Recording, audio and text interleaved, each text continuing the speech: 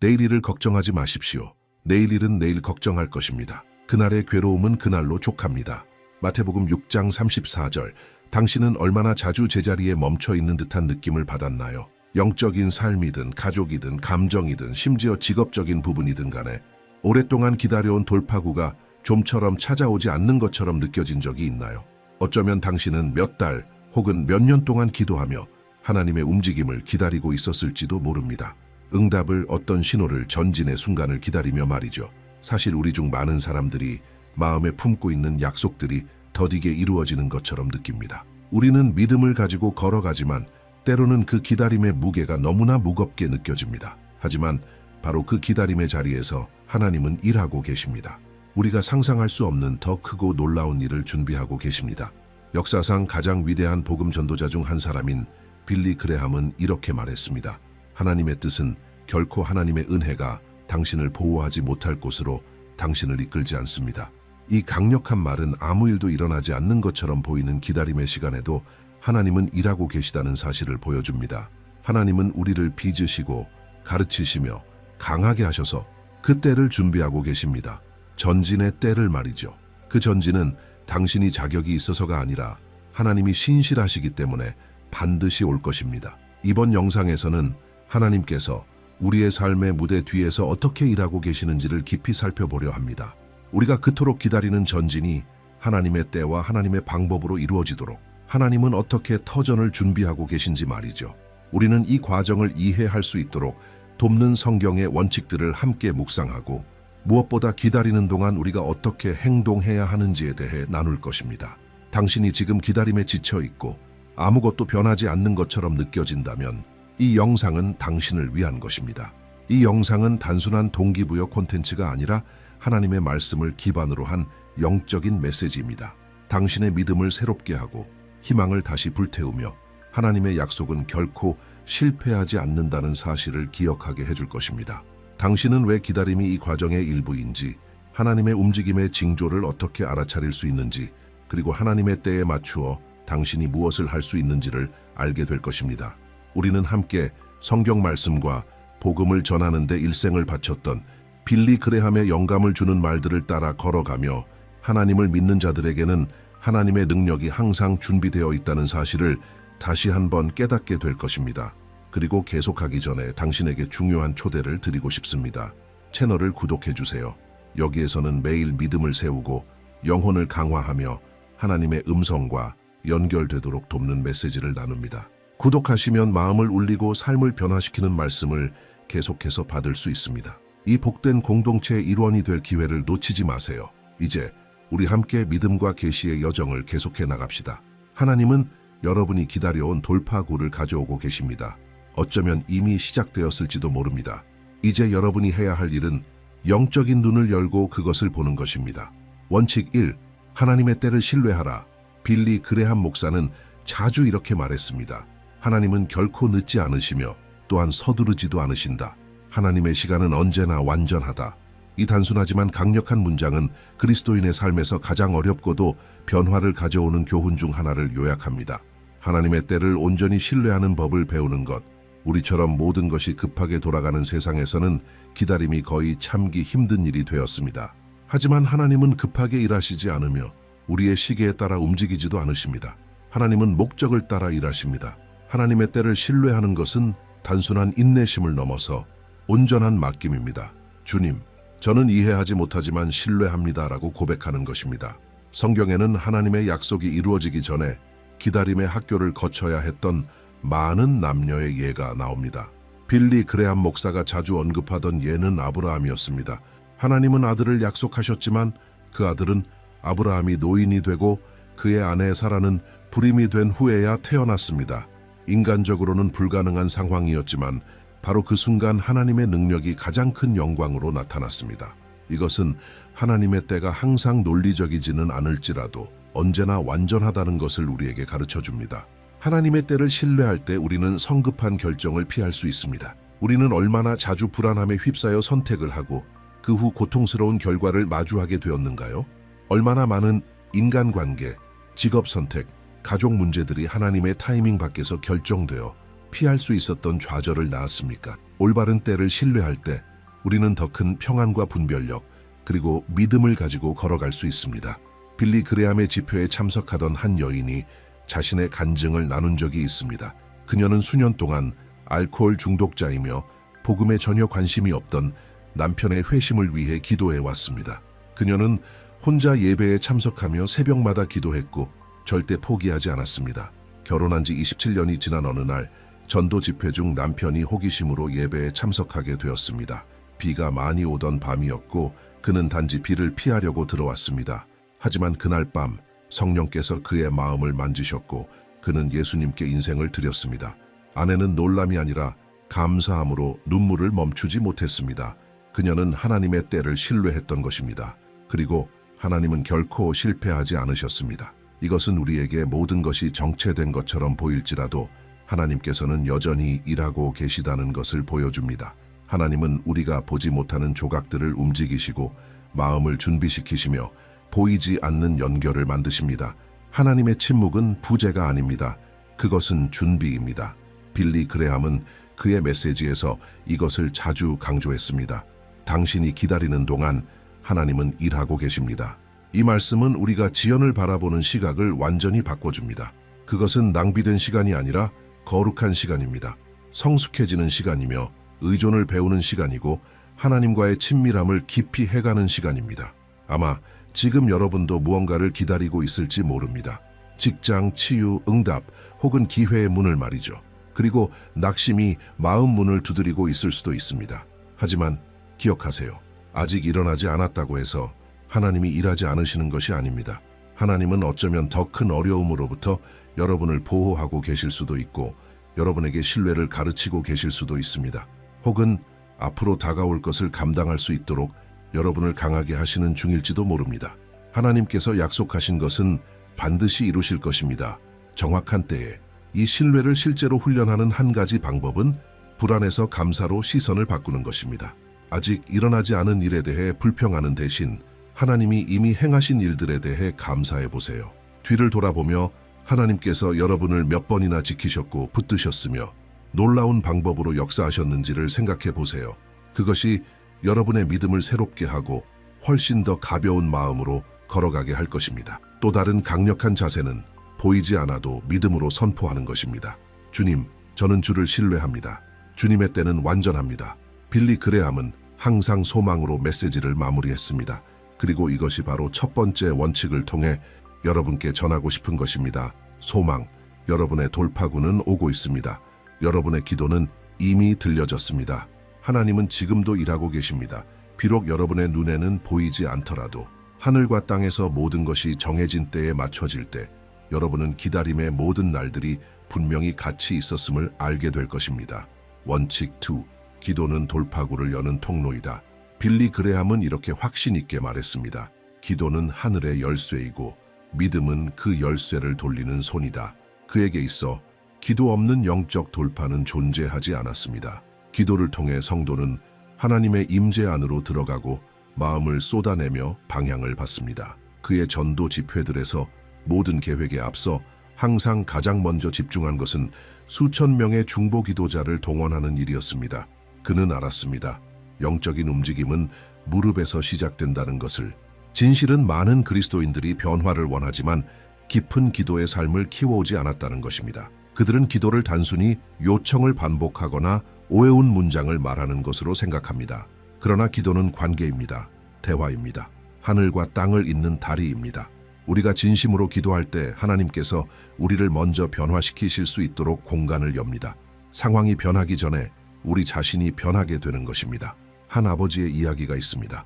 사춘기 아들의 반항에 절망한 그는 매일 아들을 위해 30분씩 금식하며 기도하기로 결심했습니다. 인간적으로는 더 이상 할 수 있는 것이 없었습니다. 그는 수개월 동안 쉬지 않고 기도했습니다. 아들의 마음을 하나님께서 깨뜨리시고 나쁜 영향으로부터 보호해 주시며 어릴 적 들었던 말씀을 기억하게 해달라고 간구했습니다. 그러나 아무런 변화의 조짐은 없었습니다. 오히려 아들은 점점 더 멀어지는 것처럼 보였습니다. 그러던 어느 날 밤 아들이 파티에서 돌아와 집에 들어섰을 때 눈에 띄게 충격을 받은 모습이었습니다. 그는 사람들 속에서 엄청난 공허함을 느꼈고 어린 시절 예배 시간에 들었던 한 문장이 마음속에 계속 울려 퍼졌습니다. 하나님은 절대 당신을 포기하지 않으십니다. 그 새벽 아들은 울면서 아버지의 방으로 가 함께 기도해달라고 부탁했습니다. 바로 그 순간부터 변화가 시작된 것입니다. 이 이야기는 우리에게 중요한 교훈을 줍니다. 기도는 마법이 아닙니다. 모든 것을 즉시 바꾸지 않습니다. 하지만 기도는 강력한 씨앗입니다. 우리가 기도할 때 하나님을 직접 개입하시도록 초대하는 것입니다. 그리고 하나님은 항상 응답하십니다. 때로는 예, 때로는 아니요. 그리고 많은 경우 기다려라고 말씀하십니다. 예수님께서도 우리에게 믿음과 인내, 그리고 하나님의 뜻에 순종하는 기도를 가르치셨습니다. 겟세마네에서 드리신 기도는 요구의 기도가 아닌 항복의 기도였습니다. 할 수만 있으면 이 잔을 내게서 지나가게 하옵소서. 그러나 나의 원대로 마시옵고 아버지의 뜻대로 하옵소서. 진정한 돌파를 원한다면 기도에서 시작하십시오. 단지 요구하기 위한 기도가 아니라 하나님의 음성을 듣기 위한 기도, 위급할 때만이 아니라 삶의 방식으로서의 기도, 매일 단 15분이라도 하나님과 함께하는 시간을 따로 떼어 두십시오. 하나님은 사랑이 많은 아버지이시니 마치 그분과 대화하듯 마음을 열어 기도하십시오. 빌리 그레함은 함께 기도하는 가정은 함께 유지된다고 말했습니다. 그는 부부와 가족 공동체가 함께 기도할 것을 권면했습니다. 왜냐하면 기도가 있는 곳에 능력이 있고 하나님의 능력이 있는 곳에 변화가 있기 때문입니다. 원칙 3. 하나님은 아무도 닫을 수 없는 문을 여신다. 많은 사람들이 마치 벽에 부딪힌 것처럼 느끼며 갇혀있고 제한되어 있다고 생각합니다. 새로운 기회를 꿈꾸고 문이 열리기를 바라지만 모든 것이 잠겨 있는 듯한 느낌을 받습니다. 빌리 그레함은 항상 그리스도인의 삶에서 전지는 인간의 힘이 아닌 하나님의 은혜에 달려 있다고 말했습니다. 그는 이렇게 말했습니다. 당신은 사람들에게 제한받을 수는 있지만 하나님께 제한받는 일은 결코 없습니다. 성경은 분명히 말씀합니다. 보라, 내가 네 앞에 열린 문을 두었으되 능히 닫을 사람이 없으리라. 요한계시록 3:8. 이것은 강력한 약속입니다. 하나님께서 당신을 위해 무언가를 열기로 결정하신다면 아무런 시기, 반대, 부족함, 시스템도 그것을 막을 수 없습니다. 이 원리는 모든 영역에 적용됩니다. 사역, 직장, 인간관계, 감정의 삶 등 감동적인 간증이 한 청년 마르코스로부터 전해졌습니다. 그는 국제 선교 사역을 꿈꾸며 신학교를 마치고 언어를 공부하며 준비했습니다. 하지만 선교 단체에 지원할 때마다 번번이 거절당했습니다. 그는 결국 이렇게 생각했습니다. 이건 내게 맞지 않는 길인가 보다.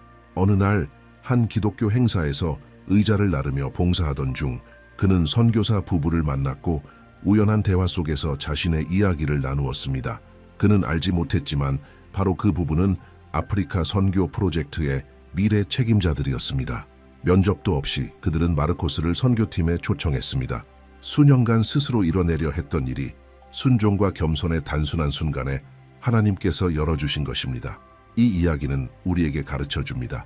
아무 일도 일어나지 않는 것처럼 보여도 계속 믿으며 나아갈 때 문은 열립니다. 때때로 하나님은 우리가 예상치 못한 경로로 인도하십니다. 그것은 하나님이 여정을 주관하신다는 사실을 보여주시기 위함입니다. 빌리 그레함은 말했습니다. 하나님이 문을 닫으실 때는 더 나은 문을 준비하고 계신 것이다. 그리고 이것은 믿음을 요구합니다. 계속 걸어갈 믿음, 닫힌 문이 패배가 아님을 받아들일 믿음, 때로는 그것이 보호일 수 있습니다. 하나님이 문을 여신다는 사실을 신뢰할 때 우리는 두려움보다 담대함으로 살아갑니다. 무언가를 얻기 위해 사람들의 눈치를 보는 것을 멈추고 하나님을 기쁘시게 하는 데 집중하게 됩니다. 하나님은 신실하게 걷는 자를 높이십니다. 그리고 하나님이 누군가를 세우기로 하셨다면 어떤 제도도 그것을 막을 수 없습니다. 지금 닫힌 문 앞에 서 있다면 낙심하지 마십시오. 억지로 밀지 말고 기도하십시오. 불평하지 말고 찬양하십시오.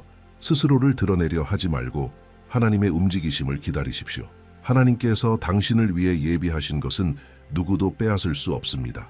때가 되면 너무나 분명하고 확실하며 완벽하게 맞아떨어져서 당신은 고백하게 될 것입니다. 이건 하나님께서 하신 일이구나. 빌리 그레함은 말했습니다. 비결은 억지로 문을 여는 것이 아니라 하나님께서 문을 여실 때를 준비하는 것이라고. 준비하십시오. 신실함을 지키십시오. 그리고 그 문이 열릴 때 담대함과 감사함으로 들어가십시오. 당신이 기다려온 그 전지는 이미 처음부터 끝을 아시는 하나님께서 예비하고 계셨던 것입니다. 원칙 4.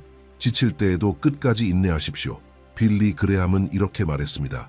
산이 높고 길이 가파를지라도 하나님은 한 걸음 한 걸음 당신과 함께 걸으십니다. 이 말씀은 우리에게 위로를 주는 동시에 도전을 줍니다. 많은 그리스도인들이 기대했던 전진의 지점에 거의 다다랐음에도 단지 지쳐서 포기합니다. 그리고 그 피로는 실제입니다.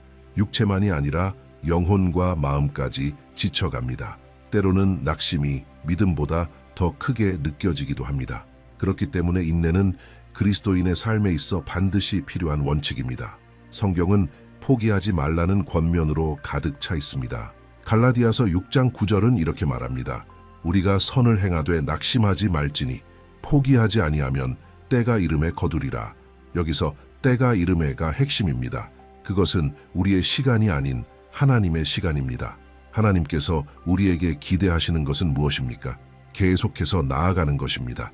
느리더라도 아프더라도 박수도 보상도 없더라도 하나님은 끝까지 버티는 자를 귀하게 여기십니다. 어느 시골 교회에 단순한 삶을 사는 마리아 아주머니가 있었습니다. 그녀는 범죄에 연루되어 감옥에 수감된 아들을 위해 기도하던 어머니였습니다. 마을 사람들 모두 아들을 포기했지만 그녀는 단 한 번도 예배를 빠지지 않았고 항상 작은 의자 하나를 들고 같은 자리에 앉아 아들을 위해 기도했습니다. 수년이 흘러 아들은 형기를 마치고 출소한 뒤 자취를 감췄습니다. 그럼에도 그녀는 기도를 멈추지 않았습니다.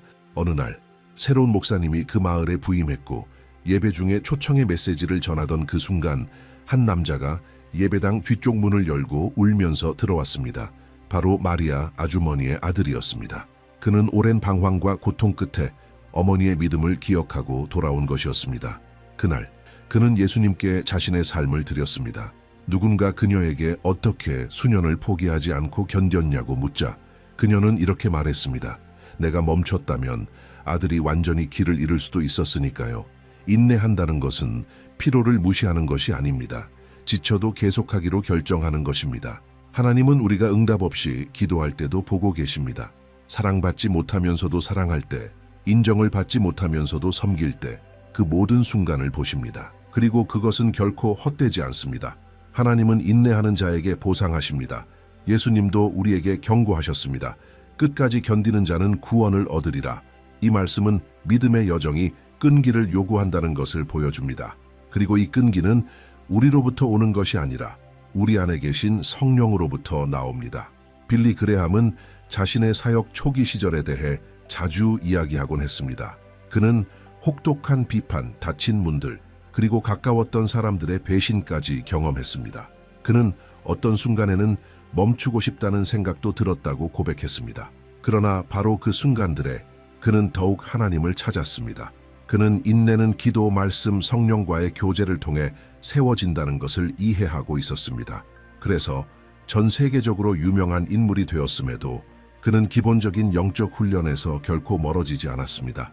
매일 기도했고 규칙적으로 성경을 읽었으며 신실한 조언자들 곁에 있기를 힘썼습니다. 아마 지금 당신도 인생의 무게를 크게 느끼는 시기를 지나고 있을지도 모릅니다. 하나님의 약속은 멀게만 느껴지고 눈에 보이는 열매는 거의 없고 마음은 외롭습니다. 하지만 여기 한 가지 진실이 있습니다. 당신은 생각보다 훨씬 가까이 와 있습니다. 원수는 그것을 알기에 지금 바로 당신을 멈추게 하려는 것입니다. 그러나 멈추지 마십시오. 계속 가십시오. 비록 그 걸음이 작고 느리더라도 당신 안에서 선한 일을 시작하신 하나님은 반드시 그 일을 완성하실 것입니다. 그리고 나중에 뒤를 돌아보게 될 때 당신은 자신이 얼마나 멀리 왔는지에 놀라게 될 것입니다. 원칙 5. 하나님은 고통을 통해 당신을 더 가까이 이끄십니다. 빌리 그레함이 전한 메시지들 중 고통에 대해 말할 때만큼 깊은 메시지는 많지 않았습니다. 그는 이렇게 말하곤 했습니다. 하나님은 단 한 방울의 눈물도 낭비하지 않으십니다. 그에게 고통은 하나님께서 허락하시는 도구였고 파괴가 아닌 회복을 위한 수단이었습니다. 많은 사람들이 바로 그 고통을 통해 창조주와 더 깊은 관계를 맺게 된다고 그는 믿었습니다. 사실 누구도 고통을 원하지는 않습니다. 우리는 본능적으로 아픔을 피하려 합니다. 그러나 그리스도인의 삶에서 고통은 때때로 하나의 학교가 됩니다. 우리는 골짜기에서 하나님의 음성을 더 또렷하게 듣게 됩니다. 상실, 부족함, 외로움, 위기의 순간 속에서 우리의 믿음은 정제됩니다. 하나님께서 우리에게 고통을 원하시는 것은 아니지만 종종 그것을 허락하시는 이유는 그 고통이 우리 안에 어떤 열매를 맺을지를 아시기 때문입니다. 한 기독교 캠프에서 타이스라는 이름의 청년이 자신의 간증을 나누었습니다. 그녀는 17살 때 암으로 아버지를 잃었습니다. 충격과 분노로 인해 교회를 떠났고 기도를 멈췄으며 방황하는 삶을 살기 시작했습니다. 그러던 어느 날 친구의 끈질긴 권유로 한 수련회에 참석하게 되었습니다.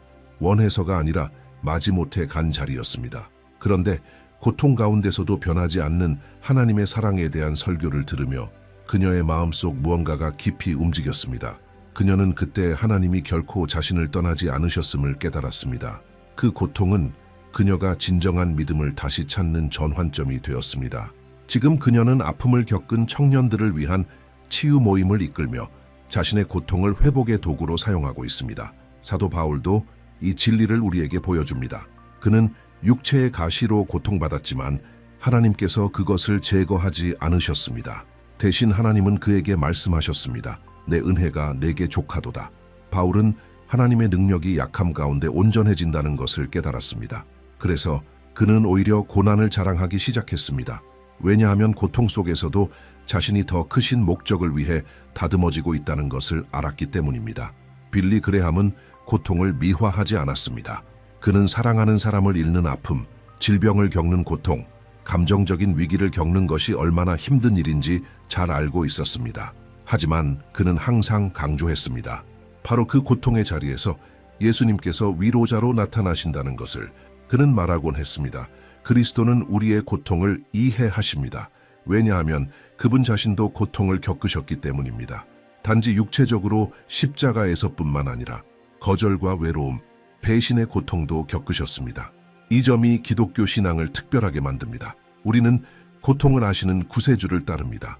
지금 당신이 어려운 시간을 지나고 있다면 하나님께서 생각보다 훨씬 가까이 계신다는 사실을 기억하십시오.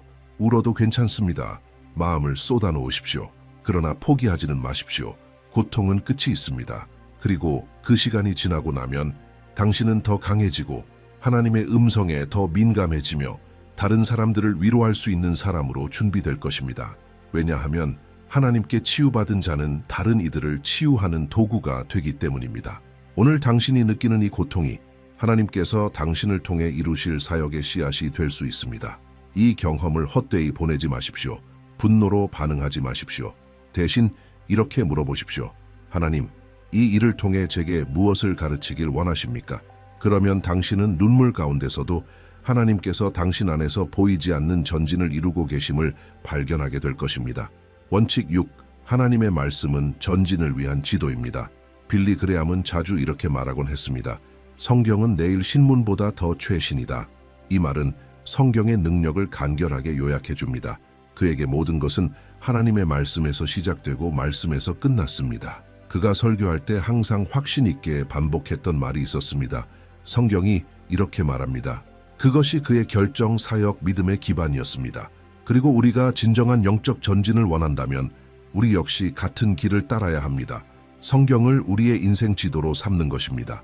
의견, 소리, 혼란스러운 정보로 가득한 세상 속에서도 하나님의 말씀은 여전히 유일하게 신뢰할 수 있고 영원한 근원입니다. 혼란스러울 때 방향을, 괴로울 때 위로를, 잘못했을 때 책망을, 결정을 내릴 때 지혜를 주는 곳, 바로 하나님의 말씀입니다. 시편 기자는 이렇게 고백했습니다.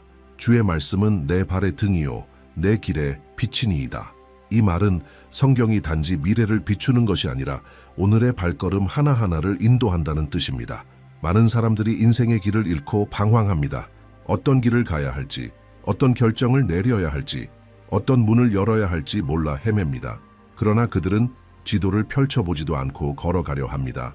이는 마치 나침반도 도 없이 숲을 가로지르려는 것과 같습니다. 길을 잃을 가능성은 매우 높습니다. 하지만 하나님의 말씀 속으로 깊이 들어가면 우리는 영적인 눈으로 보기 시작합니다. 성경은 우리의 분별력을 날카롭게 하고 믿음을 견고하게 하며 성령의 음성에 귀를 기울이게 만듭니다. 펠리피라는 청년의 강력한 간증이 있습니다. 그는 다른 도시에서 좋은 조건의 일자리를 제안받았습니다. 더 높은 급여, 혜택, 모든 것이 완벽해 보였습니다. 하지만 계약서에 서명하기 전 그는 하나님께 명확한 인도를 구하며 기도하고 말씀을 읽었습니다. 그날 그의 묵상 본문은 잠언 16장 9절이었습니다. 사람이 마음으로 자기 길을 계획할지라도 그의 걸음을 인도하시는 이는 여호와시니라. 이 말씀이 그의 마음에 깊이 박혔고 강한 감동으로 인해 결정을 미루기로 했습니다. 2주 후 그 회사가 부패에 연루되어 수사를 받게 되었다는 소식을 들었습니다. 겉보기엔 좋은 기회였지만 재앙이 될 뻔한 상황에서 하나님은 말씀을 통해 그를 지켜주셨습니다. 빌리 그레함은 매일 성경을 읽었고 그것이 그를 위기의 때에도 굳건히 서게 해주었다고 말했습니다. 그는 성경 말씀이 풍성이 거할 때 하나님의 뜻에 민감해질 수 있다라고 믿었습니다. 이것이야말로 진정한 영적 전진을 위한 핵심입니다. 하나님의 말씀이 이미 밝혀주신 진리 안에서 사는 것. 당신이 삶의 정체된 순환을 끊고 진정한 변화를 경험하길 원한다면 아주 단순한 습관에서 시작하십시오. 매일 성경을 읽으십시오. 큰 계획으로 시작할 필요도 없습니다. 하루에 한 장씩 집중해서 읽고 기도하면서 묵상해 보세요. 그 작은 습관이 당신의 생각을 바꾸고 전에 보지 못했던 것을 보게 만들 것입니다. 그리고 더 중요한 것은 단지 읽는 것이 아니라 적용하는 것입니다. 성경은 단지 이해하기 위해 쓰인 책이 아니라 살아내기 위해 주어진 말씀입니다. 하나님의 말씀은 살아 있습니다. 오늘도 말씀하십니다. 말씀은 우리를 대면하고 위로하고 변화시키고 자유케 합니다. 인생의 도전을 준비하게 하고 폭풍 앞에서 믿음을 굳게 세웁니다. 당신이 기대하는 그 전진은 단 한 구절 너머에 있을 수 있습니다. 성경을 펴십시오. 하나님께서 말씀하시도록 하십시오. 원칙 7. 성령님은 전진의 능력 그 자체이십니다. 빌리 그레함은 항상 이렇게 강조했습니다. 성령님 없이는 참된 능력도 없다고. 그는 말하곤 했습니다. 우리는 가득 찬 예배당과 잘 짜인 프로그램을 가질 수 있습니다. 그러나 성령이 없다면 그것은 단지 빈 껍데기에 불과합니다. 성령님은 우리를 능력 있게 하시고 인도하시고 책망하시며 앞으로 나아가도록 밀어주시는 분이십니다. 우리가 스스로의 힘으로는 결코 해낼 수 없는 일을 그분께서 이루십니다.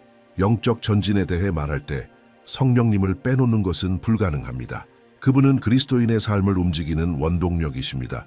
우리가 거듭나고 거룩해지고 은사를 받고 변화된 삶을 경험하는 것, 이 모든 것은 성령을 통해 이루어집니다.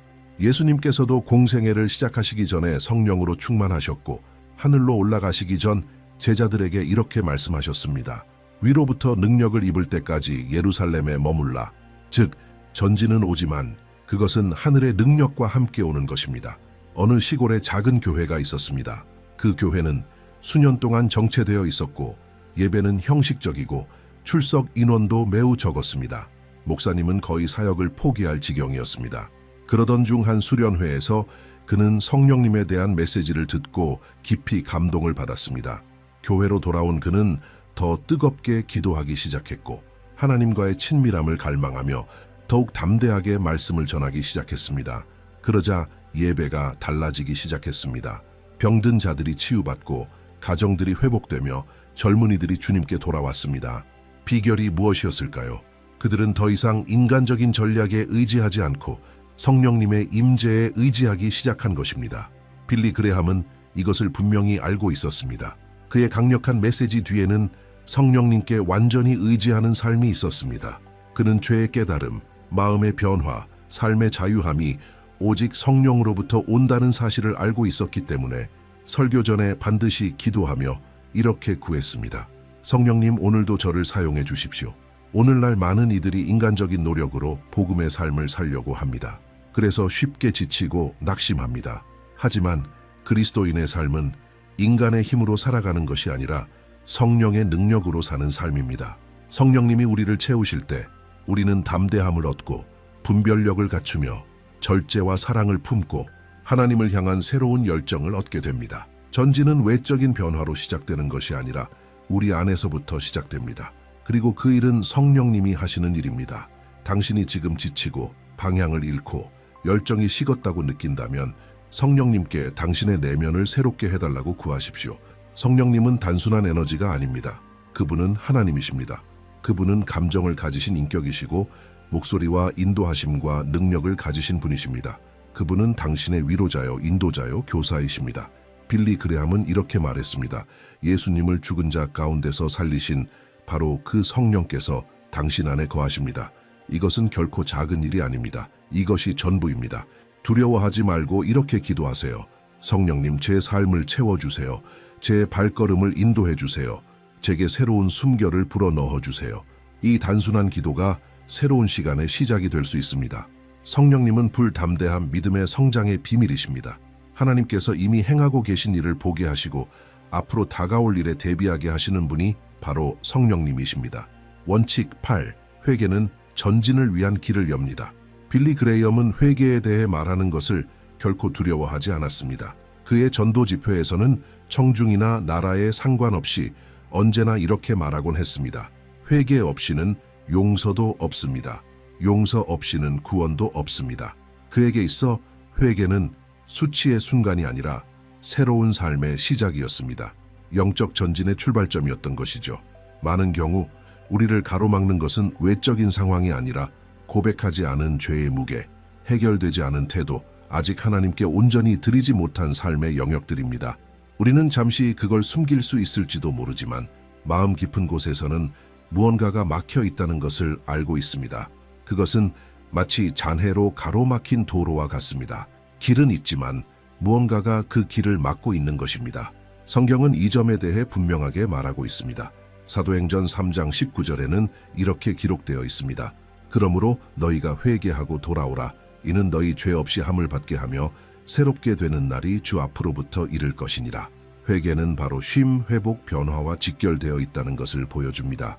다시 말해 전진은 마음이 항복하고 용서의 필요성을 인정하는 데서 시작됩니다. 빌리 그레이엄은 한 사업가의 이야기를 전하곤 했습니다. 그 사람은 수년간 재정적인 성공을 쌓아왔지만 감정적으로는 바닥을 치고 있었습니다. 겉보기에는 모든 것을 가진 듯했지만 내면에는 엄청난 공허함이 있었습니다. 그러던 중 한 집회에서 회개에 대한 설교를 듣고 깊은 감동을 받았습니다. 그는 설교가 끝난 후 눈물을 흘리며 제단 앞으로 나가 예수님께 삶을 드렸습니다. 나중에 그는 그것이 인생에서 가장 중요한 날이었다고 말했습니다. 그리고 이렇게 고백했습니다. 내 실수를 인정하는 것이 이렇게 자유로울 줄은 몰랐습니다. 마치 어깨 위에 있던 수톤의 짐이 내려간 것 같았어요. 그 순간부터 그는 가정을 회복하기 시작했고 자신이 상처 입혔던 옛 동료들에게 용서를 구했으며 자신의 재정을 하나님의 나라를 위한 일에 사용하기 시작했습니다.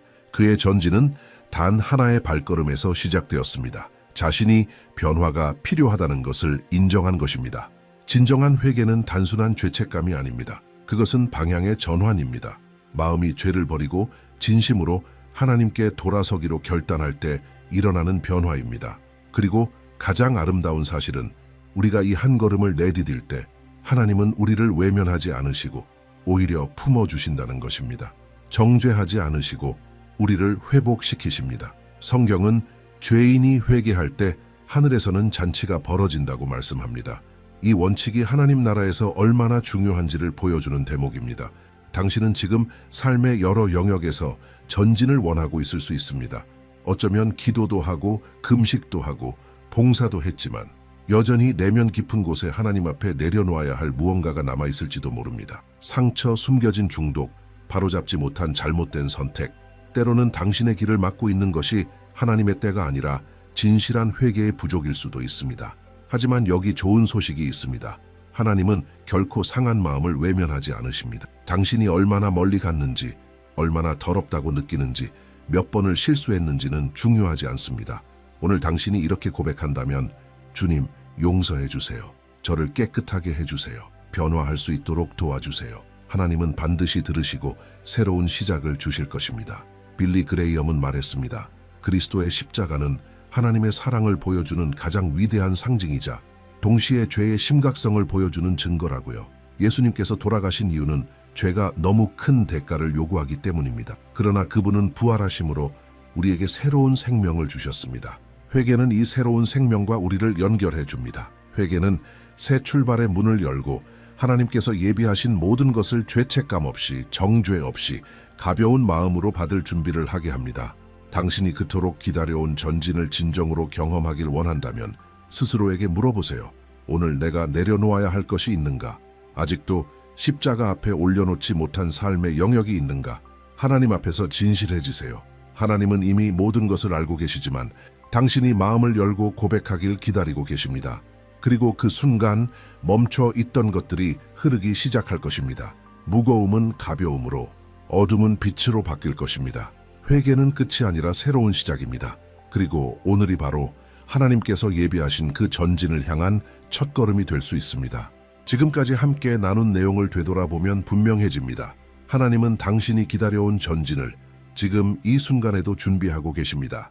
하지만 이 전진은 우연히 일어나는 일이 아닙니다. 그것은 믿음, 헌신, 순종의 여정 속에서 태어나는 열매입니다. 당신도 보았듯이 하나님의 때를 신뢰하는 것이 평안 속에서 걷기 위한 첫걸음이었습니다. 그 다음 우리는 기도가 하늘과 우리를 연결한다는 것을 배웠고, 하나님은 아무도 닫을 수 없는 문을 여시는 분이라는 것도 알게 되었습니다.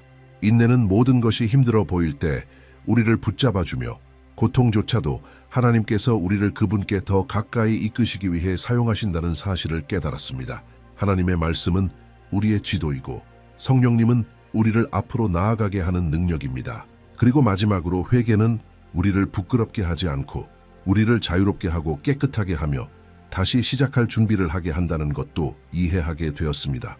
이 8가지 원칙은 단순히 아름다운 개념들이 아닙니다. 이것들은 당신의 삶, 가정, 사역, 그리고 하나님과의 여정을 변화시킬 수 있는 영적인 도구입니다. 우리가 이 원칙들을 진실하게 믿음으로 살아갈 때 우리는 하나님의 뜻 한가운데로 들어가게 됩니다. 그리고 바로 그곳에서 진정한 전진이 일어나는 것입니다. 이제 당신에게 드리는 초대는 단순하지만 깊은 것입니다. 이 내용을 마음에 담아두기만 하지 마세요. 이번 주에 이 원칙들 중 적어도 하나를 실천해 보세요. 하나를 선택하고 그 원칙을 온전히 살아보세요. 그러면 하나님께서 무엇을 시작하시는지 보게 될 것입니다. 전진은 이미 당신의 문을 두드리고 있을지 모릅니다. 믿음으로 그 문을 열기만 하면 됩니다. 지금 제가 특별한 부탁을 드리고 싶습니다. 이 영상에서 하나님께서 당신에게 말씀하신 문장이나 단어를 댓글에 남겨주세요. 당신의 마음을 터치한 원칙, 내린 결단 혹은 단순한 아멘이라도 괜찮습니다. 그것이 이곳을 지나가는 다른 이들의 삶을 세워줄 수 있습니다. 아직 채널에 구독하지 않으셨다면 지금 바로 구독하셔서 매일 이런 메시지를 계속 받아보세요. 그리고 지금 화면에 뜨는 다음 영상을 꼭 시청하세요. 이 영상을 통해 영적 여정이 더 깊어지고 하나님의 목적에 더욱 가까워질 것입니다. 하나님께서 당신을 강력하게 축복하시기를 바랍니다. 하나님께서 이미 당신이 걱정하고 있는 그것을 해결하고 계십니다. 빌리 그레이엄 이 문장은 불안한 영혼에 부는 부드러운 바람처럼 메아리칩니다. 모든 것이 통제불능처럼 보일 때에도 하나님은 여전히 주권자이심을 상기시켜 줍니다. 우리의 마음이 얼마나 자주 흔들리고 밤은 길고 무겁게 느껴지며 생각은 끝이 없는 걱정으로 가득 찰 때가 얼마나 많은가요? 그러나 모든 눈물과 불확실함 뒤에는 우리가 아직 그분께 어떻게 맡겨야 할지조차 모르는 것을 조용히 해결하시는 하나님이 계십니다. 예수님은 바로 이 점을 강화해주는 약속을 남기셨습니다. 아무것도 염려하지 말고 다만 모든 일에 기도와 간구로 너희 구할 것을 감사함으로 하나님께 아뢰라. 빌립보서 4:6. 진정한 평안, 곧 모든 이해를 초월하는 평안은 화창한 날씨나 풍족한 통장에서 오는 것이 아니라 우리의 눈에는 보이지 않아도 하나님께서 일하고 계심을 깊이 신뢰하는 믿음에서 오는 것입니다. 기독교 신앙은 매일의 내어 맡김에 대한 초대입니다. 우리의 걱정을 주님의 손에 올려드리고 그분께서 정확히 무엇을 하시는지 아신다는 것을 신뢰하는 지속적인 결정입니다. 이 영상에서는 이러한 진리를 더 깊이 살아갈 수 있도록 돕는 기독교 원칙들을 함께 살펴볼 것입니다. 하나님의 때를 신뢰하는 방법, 그분의 약속 안에서 쉬는 법, 두려움보다 평안을 선택하는 마음을 기르는 법을 배워갈 것입니다. 여러분이 곧 듣게 될 이 메시지는 단순한 순간의 위로가 아니라 영적인 변화로의 초대입니다. 모든 것이 해결되어서가 아니라 하나님께서 이미 일하기 시작하셨기 때문에 절망 대신 안식을 택하는 사람으로의 변화입니다. 당신은 혼자가 아닙니다. 주님은 당신의 걱정과 가장 깊은 두려움, 그리고 아직 누구에게도 말하지 못한 생각까지도 알고 계십니다. 그분은 당신이 상상하는 것보다 더 가까이 계시며 당신이 해결책을 찾으려 애쓰는 동안에도 평안의 길을 그리고 계십니다. 때로 하나님은 우리가 신뢰를 배우도록 침묵을 허락하시고 어떤 때에는 당신이 구한 것보다 더 좋은 것을 준비하시기 위해 문을 닫으십니다. 그리고 모든 순간에 그분은 변함없이 신실하십니다. 지금 당신을 소모시키고 있는 그 걱정을, 무거운 짐을 강한 사람의 손에 맡기듯이 하나님께 맡길 수 있다고 상상해 보세요. 그 불안을 혼자 감당하는 대신 산을 옮기고 바다를 여시는 우주의 하나님께서 당신을 위해 그 일을 처리하고 계시다고 믿어보세요. 이것은 환상이 아니라 믿음입니다. 그리고 기독교의 믿음은 약속을 지키시는 하나님을 기초로 합니다. 이 영상을 시청하면서 당신은 불안을 다루고 하나님을 진심으로 신뢰하는 법을 배우는 데 도움이 되는 영적이고 성경적인 도구들을 얻게 될 것입니다. 여기서 들을 수 있는 말씀은 어쩌면 지금 이 순간 당신의 마음이 가장 필요로 했던 것일 수 있습니다. 제 말이 아니라 결코 헛되이 돌아오지 않는 하나님의 말씀을 통해서 말입니다. 만약 이 메시지가 이미 당신의 마음에 울림을 주고 있다면 지금 이 채널을 구독하시기를 초대합니다. 이곳에서는 매일 성경을 기반으로 한 희망과 믿음, 그리고 격려의 메시지를 나누고 있습니다. 구독하시면 당신의 하루를 변화시키고 그리스도와의 여정을 더욱 견고히 할 수 있는 영적 양식을 계속해서 받게 될 것입니다. 구독 버튼을 누르고 알림 종을 켜시고 이 영적 여정에 함께 하세요. 우리가 함께 배우며 더 많이 신뢰하고 덜 두려워하는 삶을 살아가도록 말입니다. 하나님의 때를 신뢰하세요. 빌리 그레이엄은 하나님의 계획을 시기보다 앞서 억지로 이루려는 것이 인간 고통의 가장 큰 원인 중 하나라고 자주 말하곤 했습니다. 그에게 인내는 단순한 미덕이 아니라 믿음의 행위였습니다. 하나님의 때를 신뢰한다는 것은 모든 것이 멈춘 것처럼 보여도 하늘은 여전히 움직이고 있음을 믿는 것입니다. 우리는 지금을 중시하는 세대에 살고 있습니다. 빠른 답변, 즉각적인 해결책, 즉시 일어나는 기적을 원하죠. 하지만 하나님은 그분의 영원한 지혜로 전혀 다른 방식으로 일하십니다. 하나님은 우리의 시계에 묶여 계시지 않습니다. 그분의 계획은 결코 늦지도 너무 이르지도 않으며 하나님의 때는 정확합니다.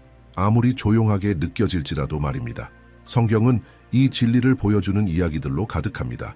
많은 민족의 아버지가 될 것이라는 약속을 받은 아브라함을 떠올려 보세요. 그러나 그는 이삭의 탄생을 보기까지 25년을 기다려야 했습니다. 그 시간 동안 아브라함은 의심하고 실수하며 자신의 방식으로 하나님의 계획을 돕고자 했지만 결국 하나님의 완벽한 때에 약속은 성취되었습니다. 이 패턴은 모세, 요셉, 다윗, 그리고 예수님의 삶 속에서도 반복됩니다.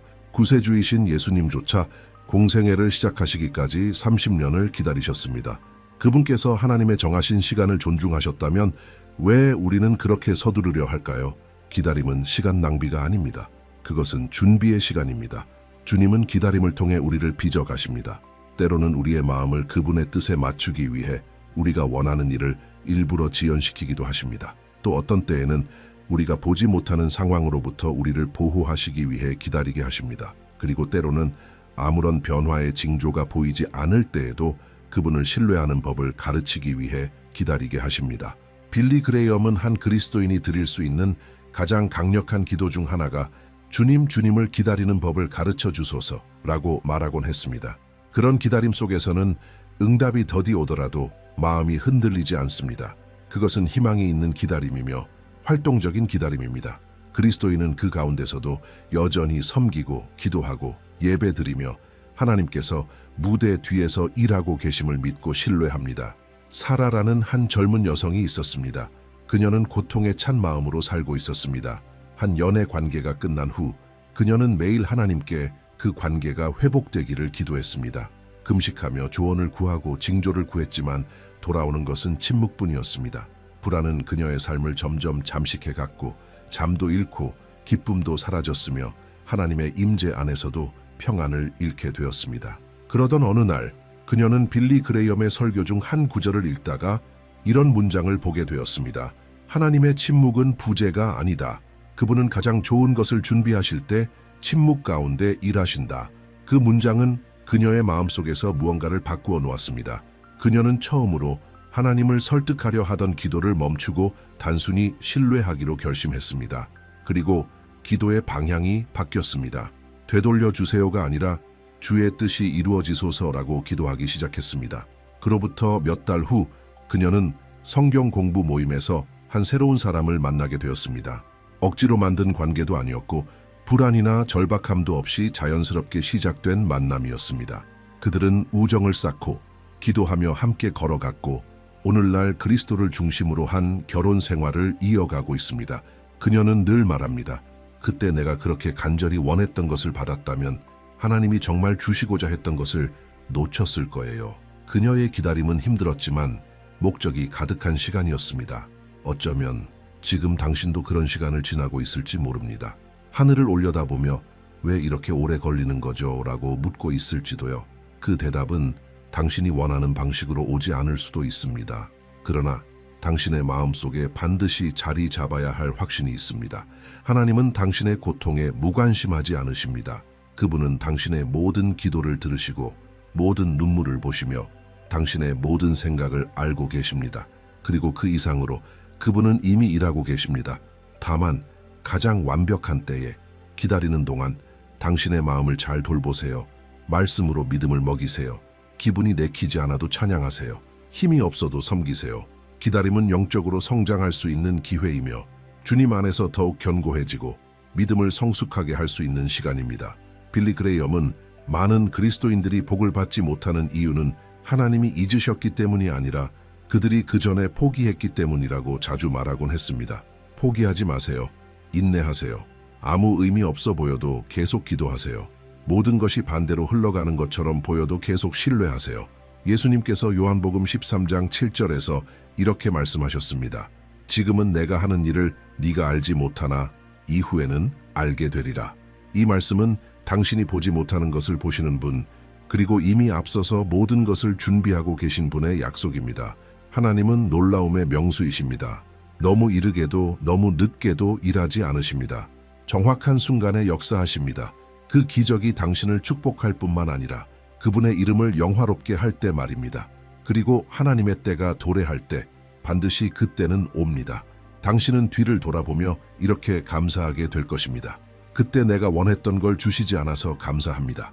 왜냐하면 하나님께서 준비하신 것은 당신이 원했던 것보다 훨씬 더 나은 것이기 때문입니다. 그러니 만약 오늘 기다림으로 인해 당신의 마음이 무겁다면 이 진리 안에서 쉬세요. 하나님께서 이미 당신이 걱정하고 있는 그것을 해결하고 계십니다. 당신이 자격이 있어서가 아니라 하나님이 선하시기 때문입니다. 그리고 하나님은 언제나 약속하신 것을 이루시는 분이십니다.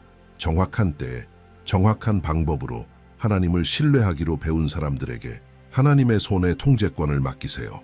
빌리 그레이엄은 자주 이렇게 말했습니다. 우리와 평안 사이의 가장 큰 장벽은 모든 것을 통제하려는 우리의 욕구다. 인간은 본능적으로 모든 것을 통제하려고 합니다. 재정, 인간관계, 미래, 자녀, 건강, 계획 등. 그러나 진실은 그런 완전한 통제를 향한 집착이 오히려 우리가 원하는 것의 정반대인 불안, 좌절, 두려움을 만들어낸다는 것입니다. 기독교 신앙은 진정한 내어 맡김을 요구합니다. 아름다운 말로만 하는 형식적인 포기가 아니라 실제 삶 속에서 드리는 진짜 포기입니다. 주님, 이것이 저를 걱정하게 하는 일입니다. 저는 할 수 없지만 주님은 하실 수 있습니다. 이 태도는 이론적으로는 간단해 보일지 모르지만 실제 삶에서 가장 실천하기 어려운 일 중 하나입니다. 왜냐하면 그것은 항복을 요구하기 때문입니다. 그리고 항복은 우리의 자존심을 건드립니다. 예수님은 걸으신 모든 발걸음 속에서 참된 내어 맡김을 보여주셨습니다. 겟세마네 동산에서 인간이 감당할 수 있는 가장 큰 고통 앞에 서 계셨을 때 예수님은 자신의 뜻이 이루어지기를 구하지 않으셨습니다. 오히려 이렇게 기도하셨습니다. 아버지여, 만일 아버지의 뜻이거든 이 잔을 내게서 옮기시옵소서. 그러나 내 원대로 마시옵고 아버지의 원대로 되기를 원하나이다. 누가복음 22:4-4b. 이것이 바로 그리스도인이 드릴 수 있는 가장 강력한 기도입니다. 전적인 내어 맡김의 기도입니다. 하나님께 통제권을 드린다는 것은 그분이 더 잘 아시며 우리가 보지 못하는 것을 보시고 내일이 오기도 전에 이미 그 자리에 계신 분이라는 것을 인정하는 것입니다. 모든 것을 혼자 해결하려 하면 우리는 결국 짐에 눌리게 됩니다. 그러나 우리의 길을 그분께 맡길 때 우리는 비로소 참된 쉼을 얻게 됩니다. 현대 신앙에서 가장 큰 오해 중 하나는 하나님을 신뢰하는 것이 곧 아무것도 하지 않는 것이라는 생각입니다. 그러나 신뢰는 무기력이 아닙니다. 그것은 지혜롭게 행동하되 우리가 감당할 수 없는 짐은 하나님께 맡기는 것입니다. 우리가 해야 할 몫을 다하되 그 너머는 전능하신 분께 올려드리는 것이 참된 믿음입니다. 한 남자, 이름은 바울 성경의 사도가 아니라 오늘날의 한 평신도이 있었습니다. 그는 작은 사업체를 운영하고 있었고 오랜 시간 성실하고 정직하게 일하며 결정을 내리기 전마다 기도하곤 했습니다. 그러나 시간이 지나면서 재정적으로 큰 어려움을 겪기 시작했고 빚은 불어나고 그는 잠도 못 자며 걱정에 잠기게 되었습니다. 입으로는 하나님을 신뢰한다고 했지만 실제로는 모든 것을 스스로 통제하려 했습니다. 혼자서 거래를 해결하려 들고 도움을 피하고 조언을 거부했으며 기도도 점점 멀어졌습니다. 어느 날 그의 아내, 단순하지만 믿음이 깊은 여인이 이렇게 말했습니다. 바울, 지금 당신은 하나님만 하실 수 있는 일을 하려 하고 있어요. 이 사업 하나님께 맡기세요. 당신은 하나님이 아니에요. 그 말은 바울의 마음을 강하게 울렸습니다. 그는 눈물을 흘리며 오랜만에 간절히 기도했고 진짜로 내어드리기로 결심했습니다. 다시 기도로 하나님의 인도를 구하기 시작했고 절박함으로만 움직이던 삶을 멈췄습니다. 기독교 멘토에게 도움을 요청했고 조금씩 상황은 달라지기 시작했습니다. 기적처럼 단번에 모든 것이 회복되지는 않았습니다. 여전히 시간이 필요했습니다. 하지만 폭풍 속에서도 마음의 평안이 임했습니다. 그리고 결국 그 사업체는 회복되었을 뿐 아니라 하나님의 신실하심을 증거하는 살아있는 간증이 되었습니다. 바울은 그 과정을 통해 배웠습니다. 우리가 통제권을 내려놓고 하나님께 맡길 때 도무지 해결되지 않던 것들이 새로운 방향을 갖기 시작한다는 것을 빌리 그레이엄은 항상 강조했습니다. 내어 맡김이란 우리의 방식대로 다 잘 될 거라는 보장이 아닙니다. 때로 내어 맡긴다는 것은 하나님께서 전혀 다른 방식으로 일하실 것을 받아들이는 것이며 그 방식이 더 나을 것임을 믿는 것입니다. 그는 이렇게 말하곤 했습니다. 하나님은 우리가 하나님처럼 아신다면 구했을 방식으로 우리의 기도에 응답하신다. 얼마나 강력한 말씀입니까? 우리는 때때로 하나님이 어떤 것을 거절하셨다고 느끼지만 실은 하나님께서 우리를 그 일로부터 구해주신 것일지도 모릅니다. 내어 맡김은 또한 영적 성숙의 표시입니다. 우리가 믿음의 어린아이였을 때는 모든 것을 지금 당장 내 방식대로 원하며 기도란 하나님께 명령을 내리는 것이라 착각하기도 합니다. 그러나 믿음이 자라면서 우리는 기도의 본질을 이해하게 됩니다. 그것은 사랑의 아버지와 나누는 대화이며 나보다 더 나를 잘 아시는 그분이 은혜로 나를 인도하신다는 것을 믿는 관계입니다. 그리고 바로 여기에서 중요한 지점이 있습니다. 만약 지금 당신이 감당할 수 없을 것 같은 상황과 씨름하고 있다면 가족 문제, 재정, 감정, 영적인 혼란 혹은 마음 깊은 곳에 간절한 소원일지라도 어쩌면 이제는 혼자 싸우기를 멈춰야 할 때인지도 모릅니다. 이제는 진심으로 이렇게 말할 때일지도 모릅니다. 주님, 이 모든 것을 주님의 손에 맡깁니다. 그리고 그 자리에 그대로 두는 것입니다. 다시 가져오지 마세요. 결과를 조종하려 하지 마세요. 그저 믿으세요. 지금 이 순간 그렇게 하실 수 있습니다. 특별한 예배나 행사, 눈에 보이는 기적이 있어야만 가능한 일이 아닙니다. 진정한 내어 맡김은 조용히 마음 깊은 곳에서 시작됩니다. 당신을 괴롭히는 것이 무엇이든 그대로 하나님께 말씀드리세요. 당신의 말로, 당신의 아픔으로, 당신의 혼란 속에서 하나님은 이해하십니다. 하나님은 들으십니다. 그리고 더 중요한 것은 하나님은 일하십니다. 믿음이란 문제가 사라진다는 뜻이 아닙니다. 믿음은 문제 한가운데서도 하나님이 함께 계시다는 확신입니다. 그리고 당신이 그분께 통제권을 내어드릴 때 겉으로는 아무것도 변하지 않은 것처럼 보여도 당신 안에서는 무언가가 변하기 시작합니다. 이해를 초월하는 평안이 두려움이 자리를 차지하고 있던 그곳에 들어오기 시작합니다. 기억하세요. 당신이 붙잡고 있는 그 통제가 어쩌면 하나님의 온전한 역사하심을 맡고 있는 걸 수도 있습니다. 놓아주세요. 내어드리세요. 그리고 신뢰하세요. 빌리 그레이엄은 이렇게 말했습니다. 하나님께 모든 것을 맡기고 나머지 인생의 이야기를 그분이 써가시도록 하는데 늦은 때란 없습니다. 그리고 하나님은 언제나 우리가 쓴 이야기보다 훨씬 더 아름답게 써주십니다. 매일 믿음을 먹이세요. 빌리 그레이엄은 믿음을 근육에 비유하곤 했습니다. 운동하지 않으면 약해진다. 어제 하나님을 믿었다고 해서 충분하지 않습니다. 몇 년 전 예수님과 강한 만남이 있었다고 해서 지금도 괜찮은 게 아닙니다. 믿음은 매일 먹여야 하는 것입니다. 왜냐하면 우리는 매 순간 우리로 하여금 의심하게 만들려는 세상 속에서 살아가고 있기 때문입니다. 하나님께 대한 신뢰를 날마다 강화하지 않으면 우리는 쉽게 의심과 두려움, 그리고 환경에 지배당할 위험에 빠집니다. 성경은 이 점을 분명히 가르쳐 줍니다. 로마서 10장 17절에 이렇게 기록되어 있습니다. 그러므로 믿음은 들음에서 나며 들음은 그리스도의 말씀으로 말미암았느니라. 이 말은 곧 믿음은 어느 날 갑자기 하늘에서 떨어지는 것이 아니라는 뜻입니다.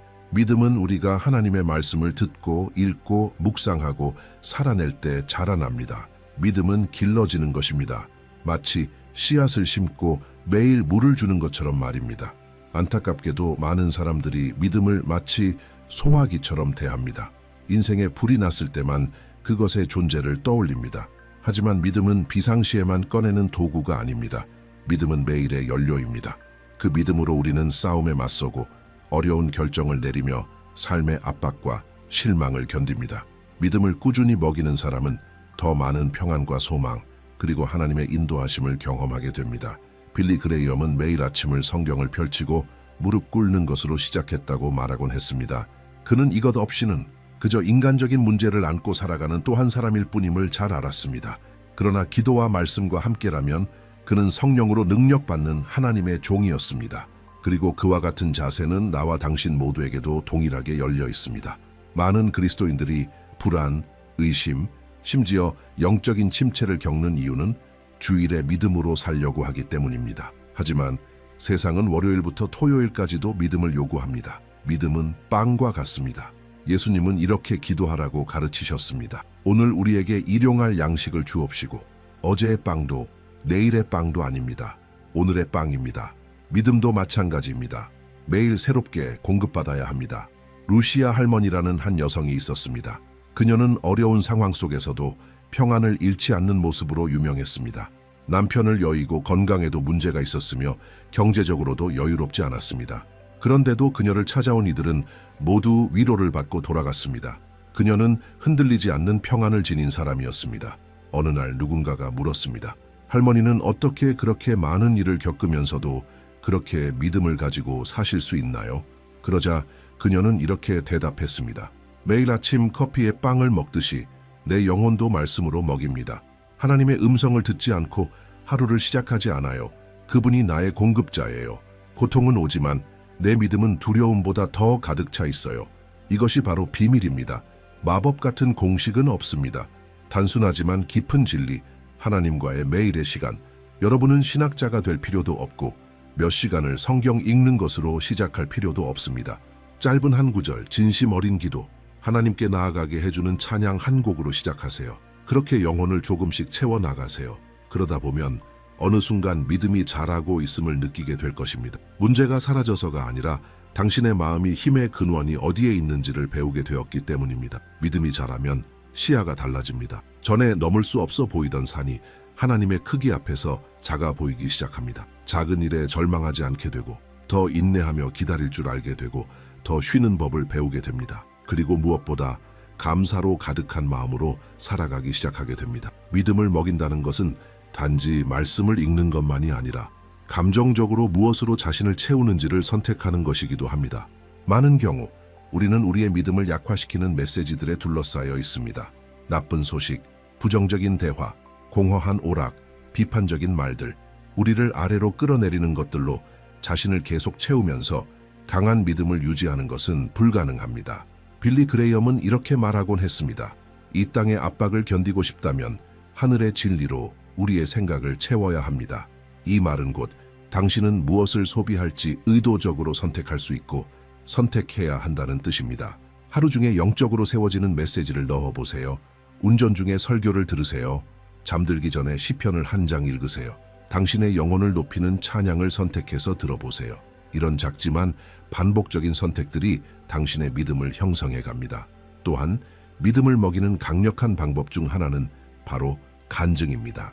하나님께서 당신의 삶 속에서 행하신 일을 그것이 아무리 작게 느껴져도 나눌 때 믿음이 더욱 강해집니다. 왜냐하면 그 나눔을 통해 우리는 하나님이 지금도 살아계시고 일하신다는 것을 다시 상기하게 되기 때문입니다.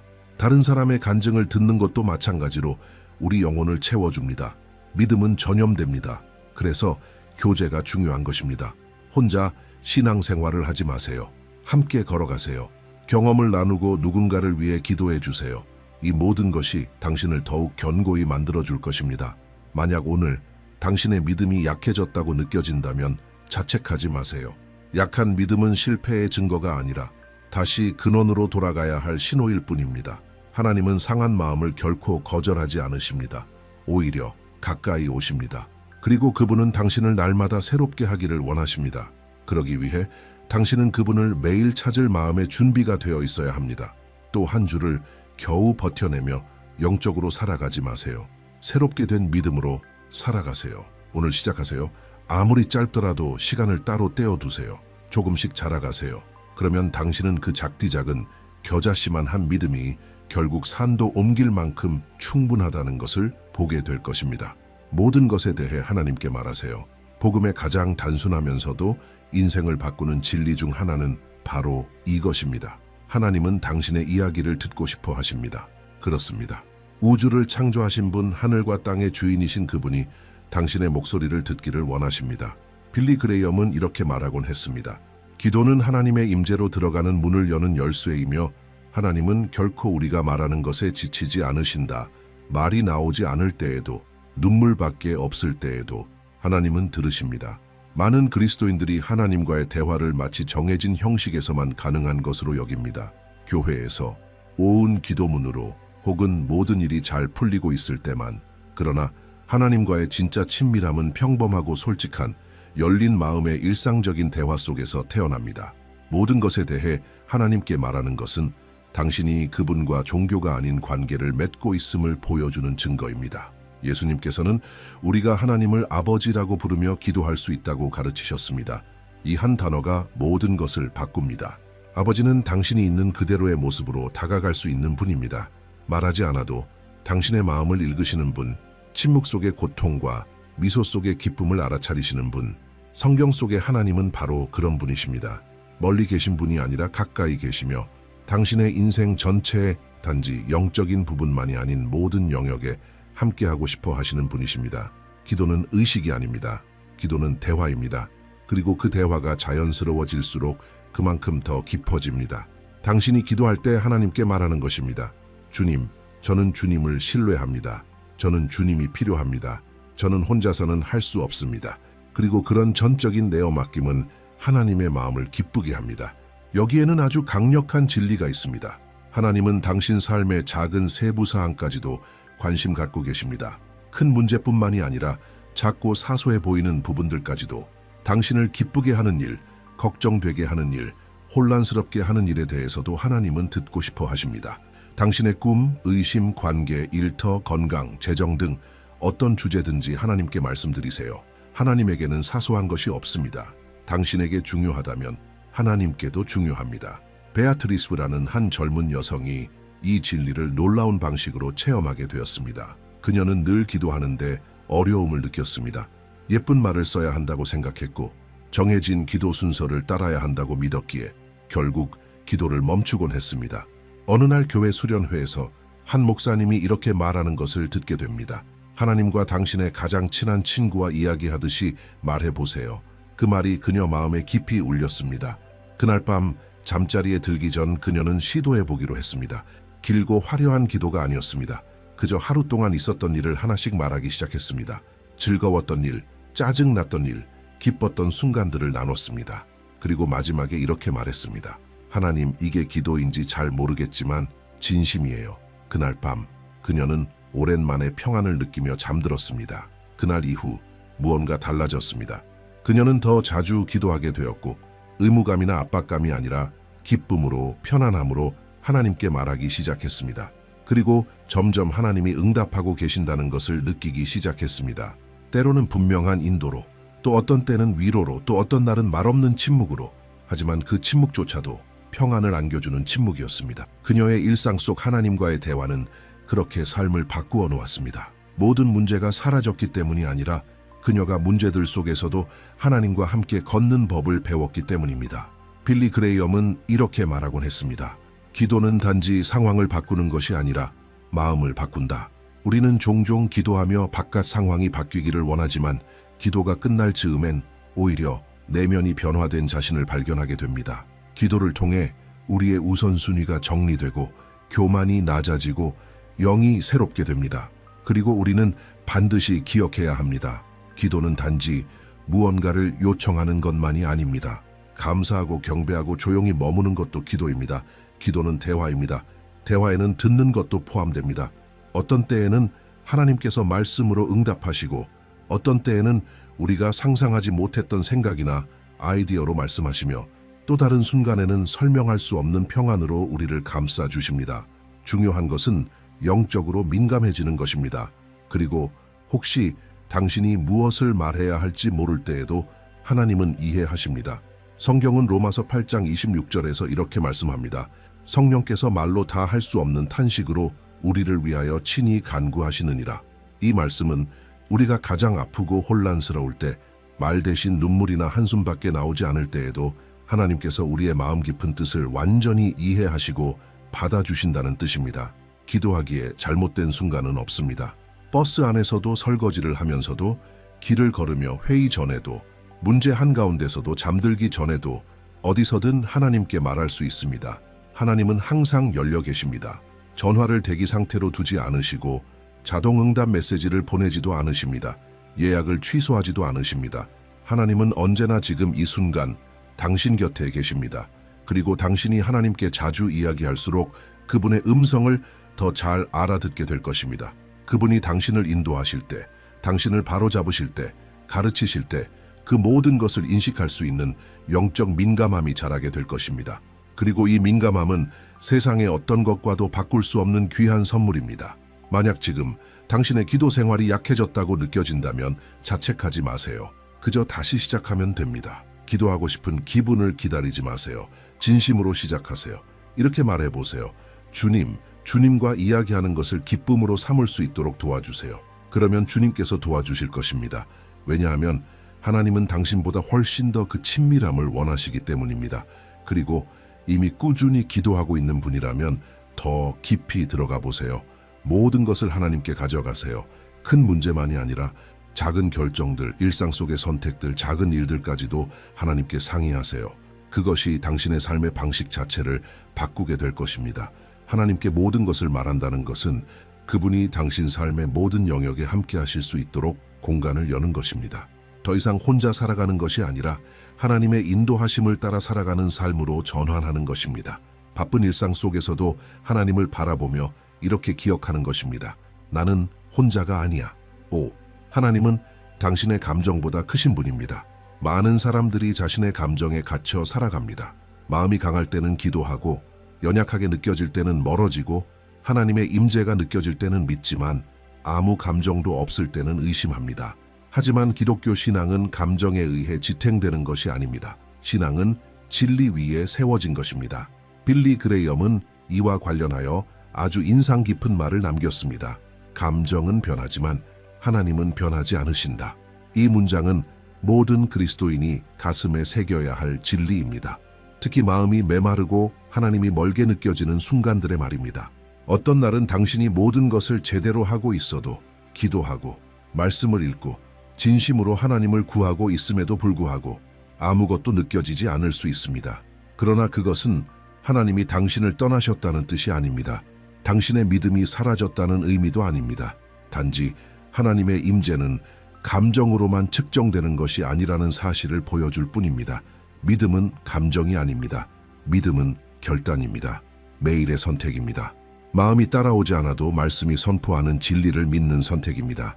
그리고 이것은 많은 그리스도인들, 심지어 성숙한 신자들에게도 끊임없이 도전이 되는 부분입니다. 빌리 그레이엄 자신도 이렇게 고백한 적이 있습니다. 그는 때때로 마음이 공허하고 아무 감정도 느껴지지 않는 상태에서 수많은 설교를 전했다고 말입니다. 하지만 그는 온전히 하나님께서 그곳에 함께 하시리라는 것을 믿음으로 확신했습니다. 그리고 실제로 하나님은 거기 계셨습니다. 왜냐하면 하나님은 감정 속에만 나타나시는 분이 아니라 말씀과 믿음과 꾸준함 속에서도 동일하게 역사하시는 분이기 때문입니다. 물론 하나님께서는 감정적으로도 우리를 만지시는 분이십니다. 때로는 하나님의 임재가 너무나 강하게 느껴져 눈물이 흐르고 전율이 일며 말로 표현할 수 없는 기쁨을 경험하기도 합니다. 이러한 순간들은 분명 축복입니다. 그러나 그것은 신앙의 기반이 아니라 선물입니다. 우리를 격려해주는 은혜이지 우리가 믿음을 유지하기 위한 기초는 아닙니다. 의인은 믿음으로 사는 것입니다. 느낌으로 사는 것이 아닙니다. 티아고라는 한 청년이 바로 이 진리를 실생활 속에서 배웠습니다. 그는 막 신앙을 시작했을 때 하나님과의 놀라운 경험들을 자주 했습니다. 기도할 때마다 눈물이 나고 말씀을 읽으면 평안이 넘쳤고 믿음의 꿈들도 꾸었으며 주변 사람들도 그가 빛나고 있다고 말할 정도였습니다. 그러나 시간이 지나면서 그 강렬한 감정들이 점점 줄어들기 시작했습니다. 기도해도 아무것도 느껴지지 않고 성경을 읽어도 말씀이 딱딱하게 느껴졌습니다. 심지어 그는 하나님이 멀어지신 건 아닌지 의심하기 시작했습니다. 어느 날 경험 많은 한 목회자와의 대화에서 티아고는 이런 말을 들었습니다. 티아고, 하나님은 사라지신 게 아니야. 지금 너를 성숙하게 만드는 중이야. 감정에 의존하는 믿음은 유아적인 믿음이야. 이제는 느끼는 것이 아니라 믿고 걷는 법을 배워야 할 때야. 그 말은 그에게 깨어나는 계기가 되었습니다. 시간이 지나면서 그는 자신 안에서 믿음이 더 깊어지고 있음을 깨닫기 시작했습니다. 기도할 때 예전처럼 전율은 느껴지지 않았지만 확신이 생겼습니다. 말씀을 읽을 때 감정의 벅참은 덜했지만 이해와 통찰이 열렸습니다. 그리고 그는 결국 이렇게 깨달았습니다. 감정의 부재는 하나님의 부재가 아니라 영적 성숙의 과정이었다. 성경은 예레미야 17장 9절에서 이렇게 말합니다. 마음은 모든 것보다 거짓되고 심히 부패한 것이라. 이 말은 곧 우리가 느끼는 감정이 항상 진실을 말해주지는 않는다는 뜻입니다. 어떤 때는 우리의 마음이 모든 게 끝났다고 속삭이지만 사실은 하나님께서 새로운 일을 시작하고 계신 순간일 수 있습니다. 어떤 때는 너는 혼자야 라고 소리치지만 사실은 하늘이 온통 당신 곁에 서 있는 순간일 수 있습니다. 그래서 우리는 감정보다 진리를 신뢰해야 합니다. 그렇다면 우리는 무엇을 알고 있을까요? 하나님은 세상 끝날까지 우리와 함께 하신다고 약속하셨습니다. 마태복음 28, 20. 그분은 결코 우리를 떠나지도 버리지도 않으신다고 말씀하셨습니다. 히브리서 13호. 그분은 의인의 기도를 들으십니다. 잠언 15, 29. 그분은 주를 기다리는 자들을 위하여 일하십니다. 이사야 64, 4. 이 약속들은 변하지 않습니다. 감정의 파도가 아무리 거세게 몰아쳐도 이 약속들은 흔들리지 않는 반석입니다. 게다가 우리의 감정은 자주 육체적인 피로, 환경, 뉴스, 스트레스, 불면 등 외부 요인에 의해 영향을 받습니다. 얼마나 자주 우리는 단순히 감정적으로 소진된 상태를 영적 위기로 오해하곤 하나요? 모든 고통이 믿음의 부족은 아니며 모든 공허함이 하나님의 부재를 의미하는 것도 아닙니다. 때때로 그것은 단순히 쉼이 필요한 마음의 신호이며 또 다른 때에는 감정이 아닌 말씀을 믿으라는 하나님의 부르심일 수 있습니다. 빌리 그레이엄은 이 모든 것을 이렇게 간단하게 정리했습니다. 우리의 믿음은 감정이 아니라 하나님의 약속 위에 쉰다. 이 말은 곧 당신이 오늘 아무런 의욕 없이 깨어났을지라도 여전히 믿음을 선택할 수 있다는 뜻입니다. 기도가 공허하게 느껴져도 그 기도는 하늘에 닿습니다. 찬양이 메마르게 느껴져도 그 찬양은 향기로운 제물처럼 하나님께 올라갑니다. 마음이 혼란스러워도 하나님의 말씀은 여전히 당신 발의 등불이 됩니다. 만약 오늘 아무것도 느껴지지 않는 시간을 지나고 있다면 계속하세요. 계속 기도하세요. 계속 말씀을 읽으세요. 계속 하나님을 구하세요. 포기하지 마세요. 하나님은 당신이 상상하는 것보다 훨씬 더 가까이에 계십니다. 당신이 느끼지 못한다고 해서 그분이 멀어진 게 아닙니다. 그분은 여전히 그 자리에 계십니다. 왜냐하면 그분은 신실하시기 때문입니다. 하늘은 당신의 감정에 의해 움직이지 않습니다. 하늘은 예수님의 보혈로 맺어진 언약 위에 세워져 있습니다. 그리고 언젠가 반드시 그런 날이 옵니다. 좋은 감정이 다시 돌아올 때 당신은 그 시간들이 성숙의 여정이었음을 깨닫게 될 것입니다. 이제는 더 이상 느껴야 믿는 믿음이 아닙니다. 느끼지 않아도 믿는 믿음이 생긴 것입니다. 그리고 이 믿음은 단단합니다. 이 믿음은 흔들리지 않습니다. 이 믿음은 하나님을 기쁘시게 합니다. 잊지 마세요. 하나님은 당신의 감정보다 크신 분입니다. 그분은 당신의 불안보다, 당신의 슬픔보다, 당신의 두려움보다 훨씬 크신 분입니다. 하나님은 변함없으신 분입니다. 항상 가까이 계시는 분입니다. 그리고 당신이 아무리 혼란스러워도 여전히 사랑으로 품어주시는 분입니다. 이 메시지를 통해 우리는 당신의 신앙을 완전히 새롭게 할 수 있는 5가지 진리를 함께 나누었습니다. 하나님의 때를 신뢰하세요. 통제권을 하나님께 맡기세요. 매일 믿음을 먹이세요. 모든 일에 대해 하나님께 말하세요. 하나님은 당신의 감정보다 크신 분임을 기억하세요. 이 모든 원칙들은 우리에게 이렇게 말해줍니다. 마음이 무너지고 생각이 가득 흔들릴 때에도 하나님은 여전히 일하고 계신다. 침묵 속에서도 인생의 행간 속에서도 내가 너희를 향하여 생각하는 바를 내가 아나니 평안이요 재앙이 아니라 너희에게 미래와 희망을 주려 하는 생각이라. 예레미야 29:1. 우리의 믿음의 여정 속에는 마치 세상의 무게를 어깨에 짊어진 듯한 순간들이 있습니다. 상황은 우리에게 불리하게 돌아가고 장애물은 점점 더 많아지며 내면에 속삭이는 목소리는 우리에게 포기하라고, 하나님께서 우리 마음에 주신 것을 버리라고 유혹합니다. 바로 그 결정적인 순간, 우리의 힘이 다하고 눈물이 수없이 베개를 적셨을 때 주님은 하늘에서 몸을 굽히시며 사랑과 권위의 음성으로 말씀하십니다.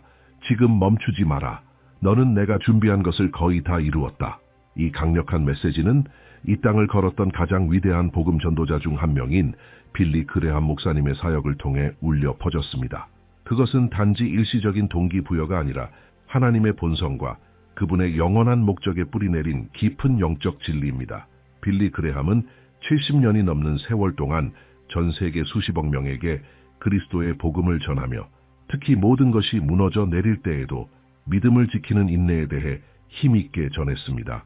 이 주제가 기독교 신앙에서 차지하는 중요성은 결코 과소평가될 수 없습니다. 우리는 즉시 결과를 원하는 세대에 살고 있으며 모든 것을 지금 당장 원합니다. 그러나 하나님의 나라는 다른 차원에서 작동합니다. 하나님은 우리의 안락함보다 성품에 더 관심이 있으며 우리의 편안함보다 변화를 더 중시하십니다. 그리고 바로 그 압박, 시련, 시험의 순간들 속에서 우리는 그리스도의 형상으로 빚어집니다. 성경 속 하나님의 종들 중 얼마나 많은 이들이 승리를 눈앞에 두고 포기를 고민했을까요? 홍해 앞에 선 모세, 뒤에는 이집트 군대가 있었습니다. 감옥 속에 갇혀 잊혀졌던 요셉, 사울에게 쫓겨 동굴에 숨어 지내던 다윗, 로뎀나무 아래에서 죽기를 원했던 엘리야, 죄와 종기로 뒤덮인 채 모든 것을 잃은 욥. 그들 모두는 하나님의 약속이 성취되기 불과 한 걸음 전이었지만 육안으로는 그 일을 볼 수 없었습니다. 이 영상을 끝까지 시청하게 되면 당신의 영혼을 강건하게 하는 영적 양식을 얻게 될 것입니다. 당신은 승리가 가까웠음을 보여주는 표적들을 이해하게 될 것이고 모든 것이 반대로 보일지라도 그것이 사실임을 깨닫게 될 것입니다. 믿음의 거장들을 세워온 영원한 원칙들을 배우게 될 것이며 오늘날 당신도 그 원칙 위에 설 수 있습니다. 그보다 더 중요한 것은 지금 이 순간 하나님 자신의 음성과 변화를 경험하는 것입니다. 하나님은 말씀하십니다. 아들아, 딸아, 지금 멈추지 마라. 너는 생각보다 더 가까이 와 있다. 이것은 값싼 번영의 메시지도 공허한 약속도 아닙니다. 이는 지친, 낙담한, 포기 직전에 모든 그리스도인을 향한 깊은 부르심입니다. 성령께서 당신의 죽은 것 같았던 꿈에 새 생명을 불어넣고 묻힌 줄 알았던 소망을 다시 일으키며 꺼져가는 것 같았던 믿음을 다시 붙잡아 주시는 것입니다. 여기까지 온 것은 결코 우연이 아닙니다. 주님께서 당신의 발걸음을 이 메시지로 인도하셨습니다. 왜냐하면 하나님께서 오늘 당신의 마음에 말씀하시고자 하는 강력한 메시지가 있기 때문입니다. 그러므로 지금 이 채널에 구독하시기를 초대합니다. 이 메시지가 그냥 스쳐 지나가는 또 하나의 이야기로 끝나지 않도록 하십시오. 구독하고 알림종을 눌러 매일 하나님께서 특별히 준비하신 말씀을 계속 받아보세요. 우리가 올리는 각 영상은 그리스도와의 여정 속에서 생명과 소망 그리고 힘을 주는 말씀입니다. 이 영적 보물들을 하나도 놓치지 마세요. 주님께서 이 채널을 통해 매일 당신의 마음에 말씀하시도록 허락해 보십시오. 원칙 1. 인내는 약속을 현실로 바꾸는 하나님의 덕목입니다. 빌리 그레함 목사님은 전 세계 수많은 이들의 마음에 울림을 준 말을 자주 하셨습니다. 성공이란 열정을 잃지 않고 실패에서 실패로 나아가는 것이다. 그는 이 말의 의미를 누구보다 잘 알고 있었습니다. 그의 복음 전도 집회 중에는 겨우 몇 명만이 참석한 밤도 있었습니다. 언론이 그를 조롱하고 종교인들이 그를 비판하며 친구들마저 그의 소명을 의심했던 순간도 있었습니다. 그러나 빌리 그레함은 멈추지 않았습니다. 그는 인내했습니다. 그리고 그 인내 덕분에 전 세계 22억 명 이상이 그의 사역을 통해 복음을 들을 수 있었습니다. 히브리서 10장 36절에서 성경은 이렇게 가르칩니다. 너희에게 인내가 필요함은 하나님의 뜻을 행한 후에 약속을 받기 위함이라. 무엇이 쓰여 있는지 보셨나요? 여러분에게는 인내가 필요합니다. 이것은 선택사항이 아니며 특별히 헌신된 그리스도인만을 위한 영적 사치가 아닙니다. 하나님께서 여러분에게 약속하신 것을 이루기 위해 절대적으로 필요한 요소입니다. 하나님의 뜻을 행하는 것과 하나님의 약속을 받는 것 사이에는 커다란 차이가 있습니다. 그 두 순간 사이에는 인내라는 시간이 존재합니다. 그레함은 이 주제에 대해 권위를 가지고 설교했습니다. 왜냐하면 그는 그것을 실제로 살았기 때문입니다. 그는 사역을 포기하고 싶었던 순간들에 대해 이야기하곤 했습니다. 그의 소명의 초기에 그는 너무 낙심하여 아내 루스에게 이렇게 말했습니다. 아마 나는 다시 문을 두드리며 소를 팔아야 할지도 몰라. 적어도 그건 내가 할 줄 아는 일이었지. 루스는 그를 믿음 가득한 눈으로 바라보며 말했습니다. 빌리, 하나님은 당신을 소를 팔라고 부르신 것이 아니라 그리스도를 전하라고 부르셨어요. 그리고 하나님이 끝났다고 말씀하실 때까지 당신은 계속할 거예요. 그 여인은 우리 중 많은 사람들이 잊고 있는 어떤 것을 알고 있었습니다. 하나님이 어떤 일을 시작하셨다면 그분은 그것을 완성하십니다. 빌립보서 1장 6절은 절대적인 확신으로 선언합니다. 너희 안에서 착한 일을 시작하신 이가 그리스도 예수의 날까지 이루실 줄을 우리는 확신하노라. 만약 하나님께서 당신의 삶에서 무언가를 시작하셨다면 그리고 확실히 시작하셨습니다. 그분은 그것을 끝내실 것입니다. 그러나 당신은 그 결말을 보기 위해 그 자리에 있어야 합니다. 당신은 끝까지 인내해야만 합니다. 인내는 항상 강한 상태로 있는 것을 의미하지 않습니다. 빌리 그레함은 여러 번 대중 앞에서 울었습니다. 그는 자신의 연약함, 의심, 두려움을 인정했습니다. 그러나 그는 인내란 넘어지지 않는 것이 아니라 쓰러진 채로 남아있기를 거부하는 것임을 이해하고 있었습니다. 고린도후서 4장 8, 9절은 이것을 완벽하게 묘사합니다. 우리가 사방으로 우겨쌈을 당하여도 쌓이지 아니하며 답답한 일을 당하여도 낙심하지 아니하며 박해를 받아도 버림받지 아니하며 거꾸러뜨림을 당하여도 망하지 아니하고 보십시오.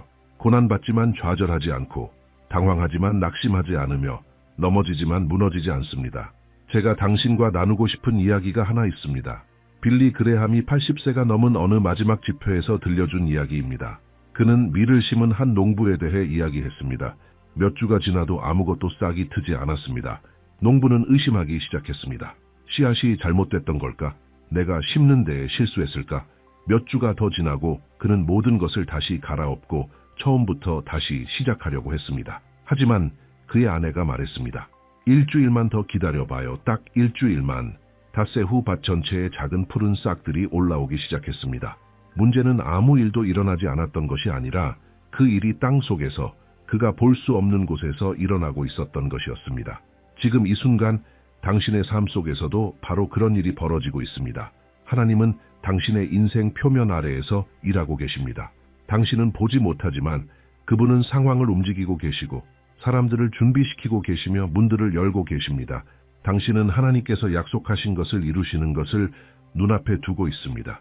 하지만 당신은 하나님께 한 주만 더, 한 달만 더, 한 계절만 더 인내로 드릴 필요가 있습니다.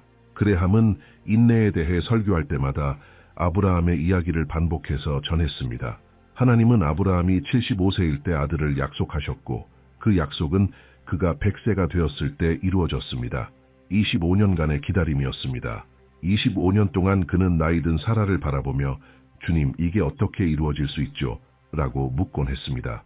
아브라함은 어떤 순간에는 하나님을 도우려 했고 그 결과가 이스마엘이라는 큰 문제가 되었습니다. 그러나 하나님은 아브라함의 실수들에 인내하시며 정확한 때에 완벽한 순간에 이삭을 탄생하게 하셨습니다. 로마서 4장 20-21절은 아브라함에 대해 이렇게 말합니다. 믿음이 없어 하나님의 약속을 의심하지 않고 믿음으로 견고해져서 하나님께 영광을 돌리며 약속하신 그것을 또한 능히 이루실 줄을 확신하였느니라. 한 번은 1950년대 런던에서 열린 한 집회 중 한 청년 데이비드가 설교가 끝난 후 빌리 그레함에게 다가왔습니다. 그는 몇 달 동안 실직 상태였고 그의 아내는 병들었으며 자녀들은 궁핍한 상황에 처해 있었습니다. 그는 눈물을 흘리며 말했습니다. 그레함 목사님, 저는 포기하고 싶습니다. 기도했고 금식했고 부르짖었지만 하나님은 귀머거리이신 것 같아요. 빌리는 그 남자의 손을 붙잡고 그의 인생을 바꾼 말을 했습니다. 데이비드, 하나님은 귀머거리가 아니세요. 그분은 일하고 계십니다. 그리고 당신이 포기하고 싶어지는 바로 그때 무슨 일이 일어나는지 아세요? 그건 마귀가 당신이 승리에 너무 가까이 와 있다는 걸 알기 때문입니다. 그는 당신이 지금 멈추길 원해요. 왜냐하면 당신이 한 걸음만 더 가면 모든 걸 얻게 될 걸 그도 알기 때문입니다. 데이비드는 인내하기로 결심했습니다. 단 3주 후 그는 이전에 가졌던 어떤 일보다 더 좋은 직장에 채용되었습니다. 6개월 후 그의 아내는 완전히 치유되었습니다. 수년 후 데이비드는 빌리 그레함 사역의 주요 재정 후원자 중 한 명이 되었고 수백만 명에게 복음을 전하는 일을 도왔습니다. 그는 거의 모든 것을 이루기 직전이었지만 그 사실을 몰랐습니다. 그는 단지 멈추지 않기만 하면 됐던 것입니다. 갈라디아서 6장 9절은 그레함이 자주 인용했던 약속입니다. 우리가 선을 행하되 낙심하지 말지니 포기하지 아니하면 때가 이름에 거두리라. 당신은 거두게 됩니다. 어쩌면 거둘지도 모른다가 아닙니다. 당신은 반드시 거두게 될 것입니다. 하지만 조건이 하나 있습니다. 포기하지 아니하면. 지금 포기하지 마세요. 당신의 거둘 때는 다가오고 있습니다. 빌리 그레함은 99세까지 살았고 그의 힘이 허락하는 데까지 복음을 전했습니다. 그의 마지막 설교들에서 그의 메시지는 항상 같았습니다. 믿음 안에서 인내하라. 사랑 안에서 인내하라. 소망 안에서 인내하라. 그리고 그가 이 땅에서 마지막으로 눈을 감았을 때 그는 그의 인내가 흘린 모든 눈물, 모든 잠 못 이룬 밤, 모든 비판, 모든 도전, 그 하나하나가 같이 있었음을 확신했습니다. 그는 예수님으로부터 직접 이렇게 들었습니다.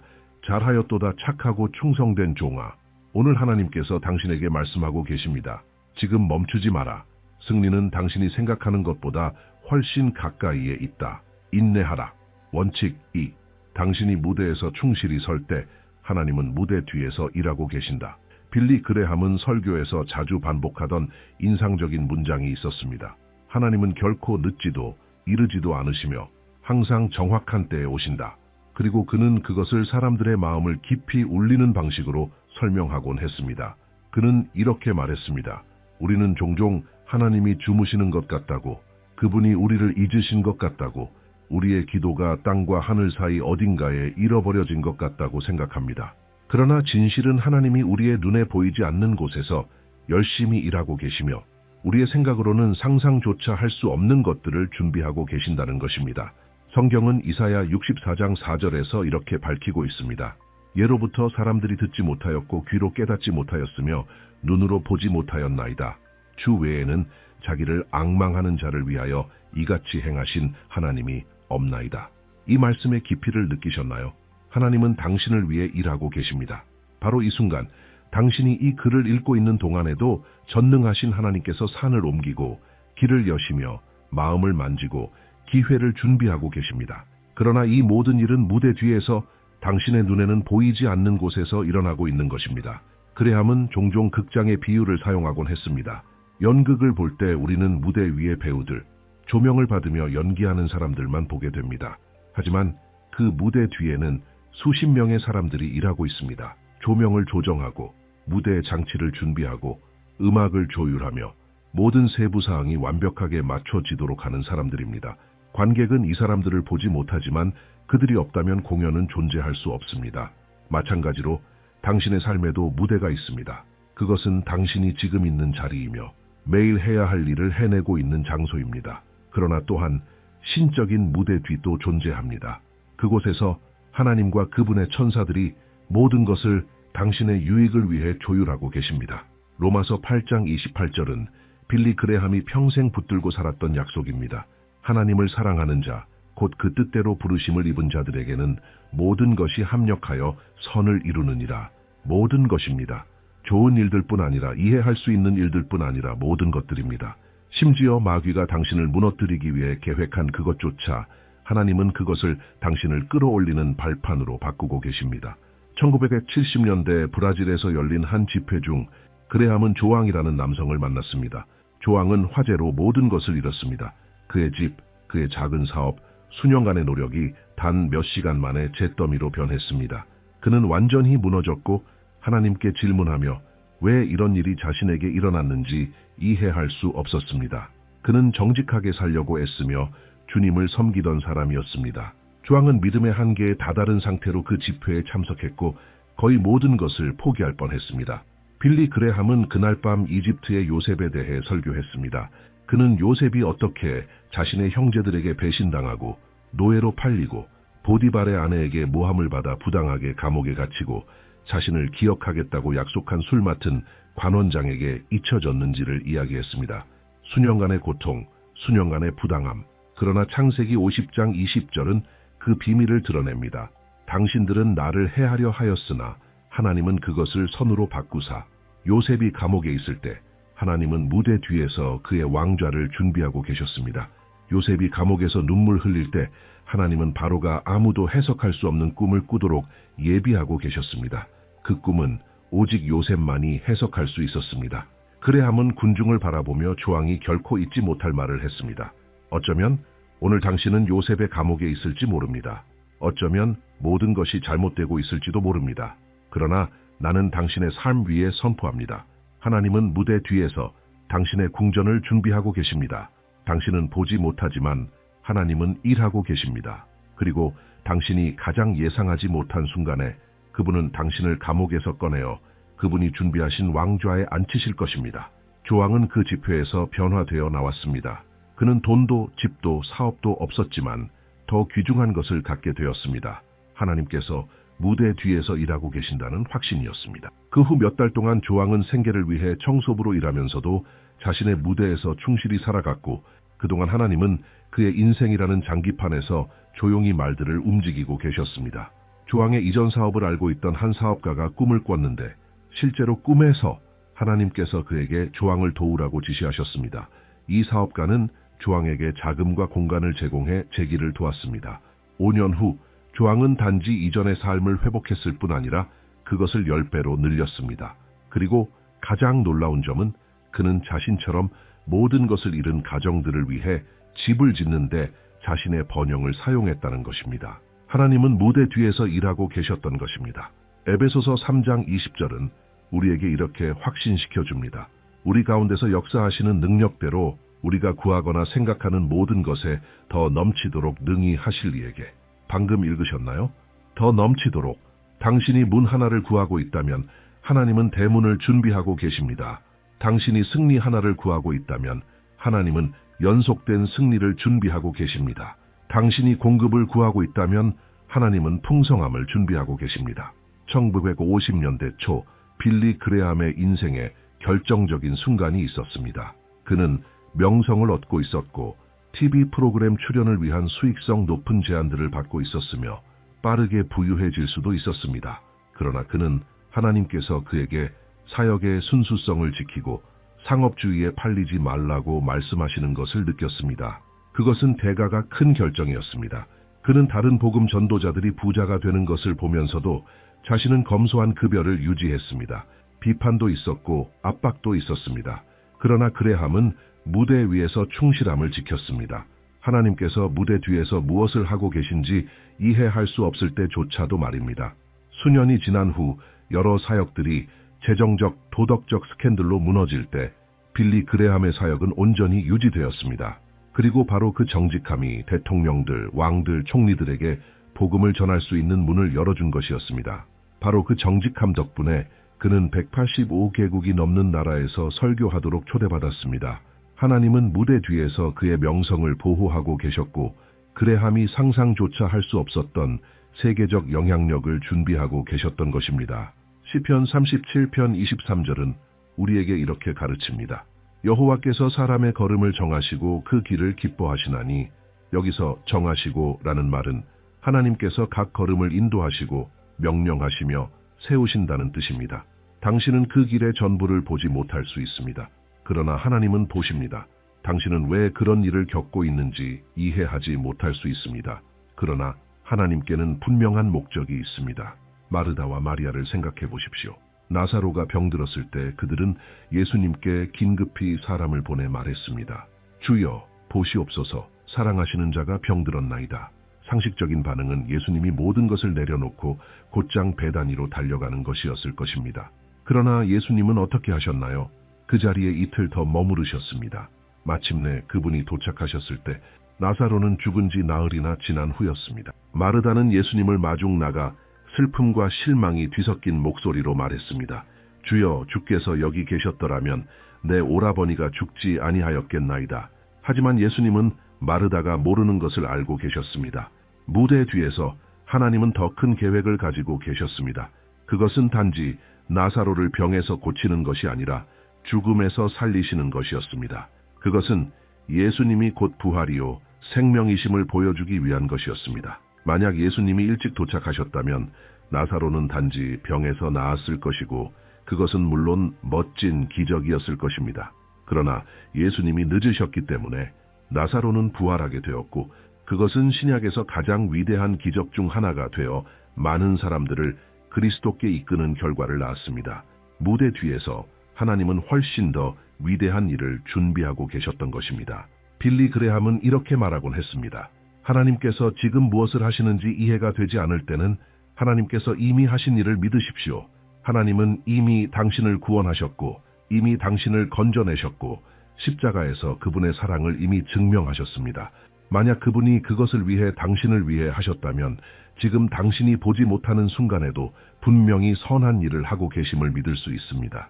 이사야 55장 8, 9절은 우리에게 이렇게 상기시킵니다. 이는 내 생각이 너희의 생각과 다르며 내 길은 너희의 길과 다름이니라. 여호와의 말씀이니라. 이는 하늘이 땅보다 높음같이 내 길은 너희의 길보다 높으며 내 생각은 너희의 생각보다 높음이니라. 하나님은 높은 곳에서 보십니다. 그분은 시작과 중간과 끝을 동시에 보고 계십니다. 그분을 신뢰하십시오. 오늘도 당신의 무대 위에서 충실하십시오. 하나님께서 당신에게 맡기신 일을 계속 행하십시오. 그리고 무대 뒤에서 하나님이 당신을 위해 일하고 계시다는 확신 속에서 안식하십시오. 원칙 3.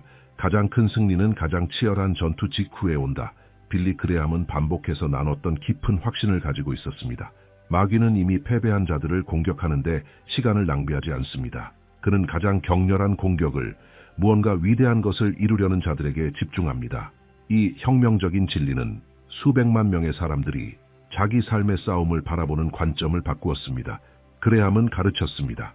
만약 지금 당신이 인생에서 가장 힘든 전투를 치르고 있다면 그것은 당신이 인생에서 가장 의미 있는 승리에 가장 가까이 와 있다는 증거입니다. 하나님의 말씀도 이것을 확증합니다. 베드로전서 5장 8절 9절은 이렇게 말합니다. 근신하라 깨어라. 너희 대적 마귀가 우는 사자같이 두루다니며 삼킬 자를 찾나니 너희는 믿음을 굳건하게 하여 그를 대적하라. 마귀가 당신 주위를 으르렁거리며 맴도는 이유는 당신이 약해서가 아닙니다. 그는 당신이 어둠의 왕국의 위험한 존재이기 때문에 그렇게 하는 것입니다. 그는 알고 있습니다. 당신이 이 전투를 통과하면 당신은 영적 권세와 축복의 새로운 차원에 도달하게 될 것이며 그것은 다음 세대까지 영향을 줄 것입니다. 1949년 로스앤젤레스에서 열린 가장 기억에 남는 집회 중 하나에서 그레함은 그때까지 경험한 것 중 가장 큰 반대를 마주했습니다. 종교 지도자들이 공개적으로 그를 비난했고 언론은 그를 조롱하며 광신자라고 불렀습니다. 심지어 동료 사역자들조차 그에게 집회를 취소하고 집으로 돌아가라고 조언했습니다. 빌리는 지쳐 있었고 낙담했으며 자신의 부르심을 의심하고 있었습니다.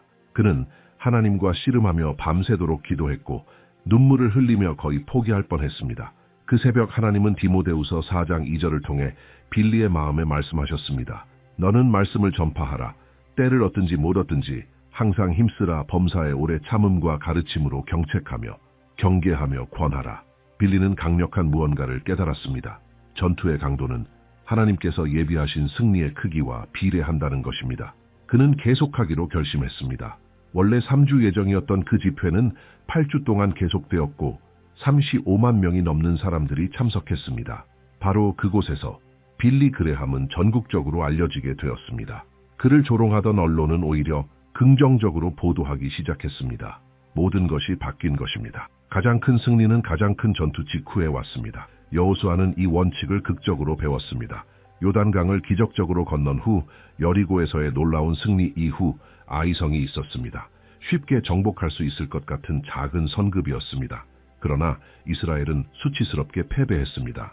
여호수아는 옷을 찢고 얼굴을 땅에 대고 여호와의 언약궤 앞에 엎드려 부르짖으며 말했습니다. 슬프도소이다. 주 여호와여, 어찌하여 이 백성을 인도하여 요단을 건너게 하시고 우리를 아무리 사람의 손에 넘겨 멸하게 하셨나이까. 여호수아 7:7. 여호수아는 포기할 준비가 되어 있었습니다. 하지만 하나님은 진영 안에 죄가 있음을 드러내셨습니다. 죄가 처리된 후 하나님은 여호수아에게 이렇게 말씀하셨습니다. 두려워하지 말라, 놀라지 말라. 군사를 다 거느리고 일어나 아이로 올라가라. 보라, 내가 아이 왕과 그의 백성과 그의 성과 그의 땅을 네 손에 넘겨주었노라. 여호수아 8:1.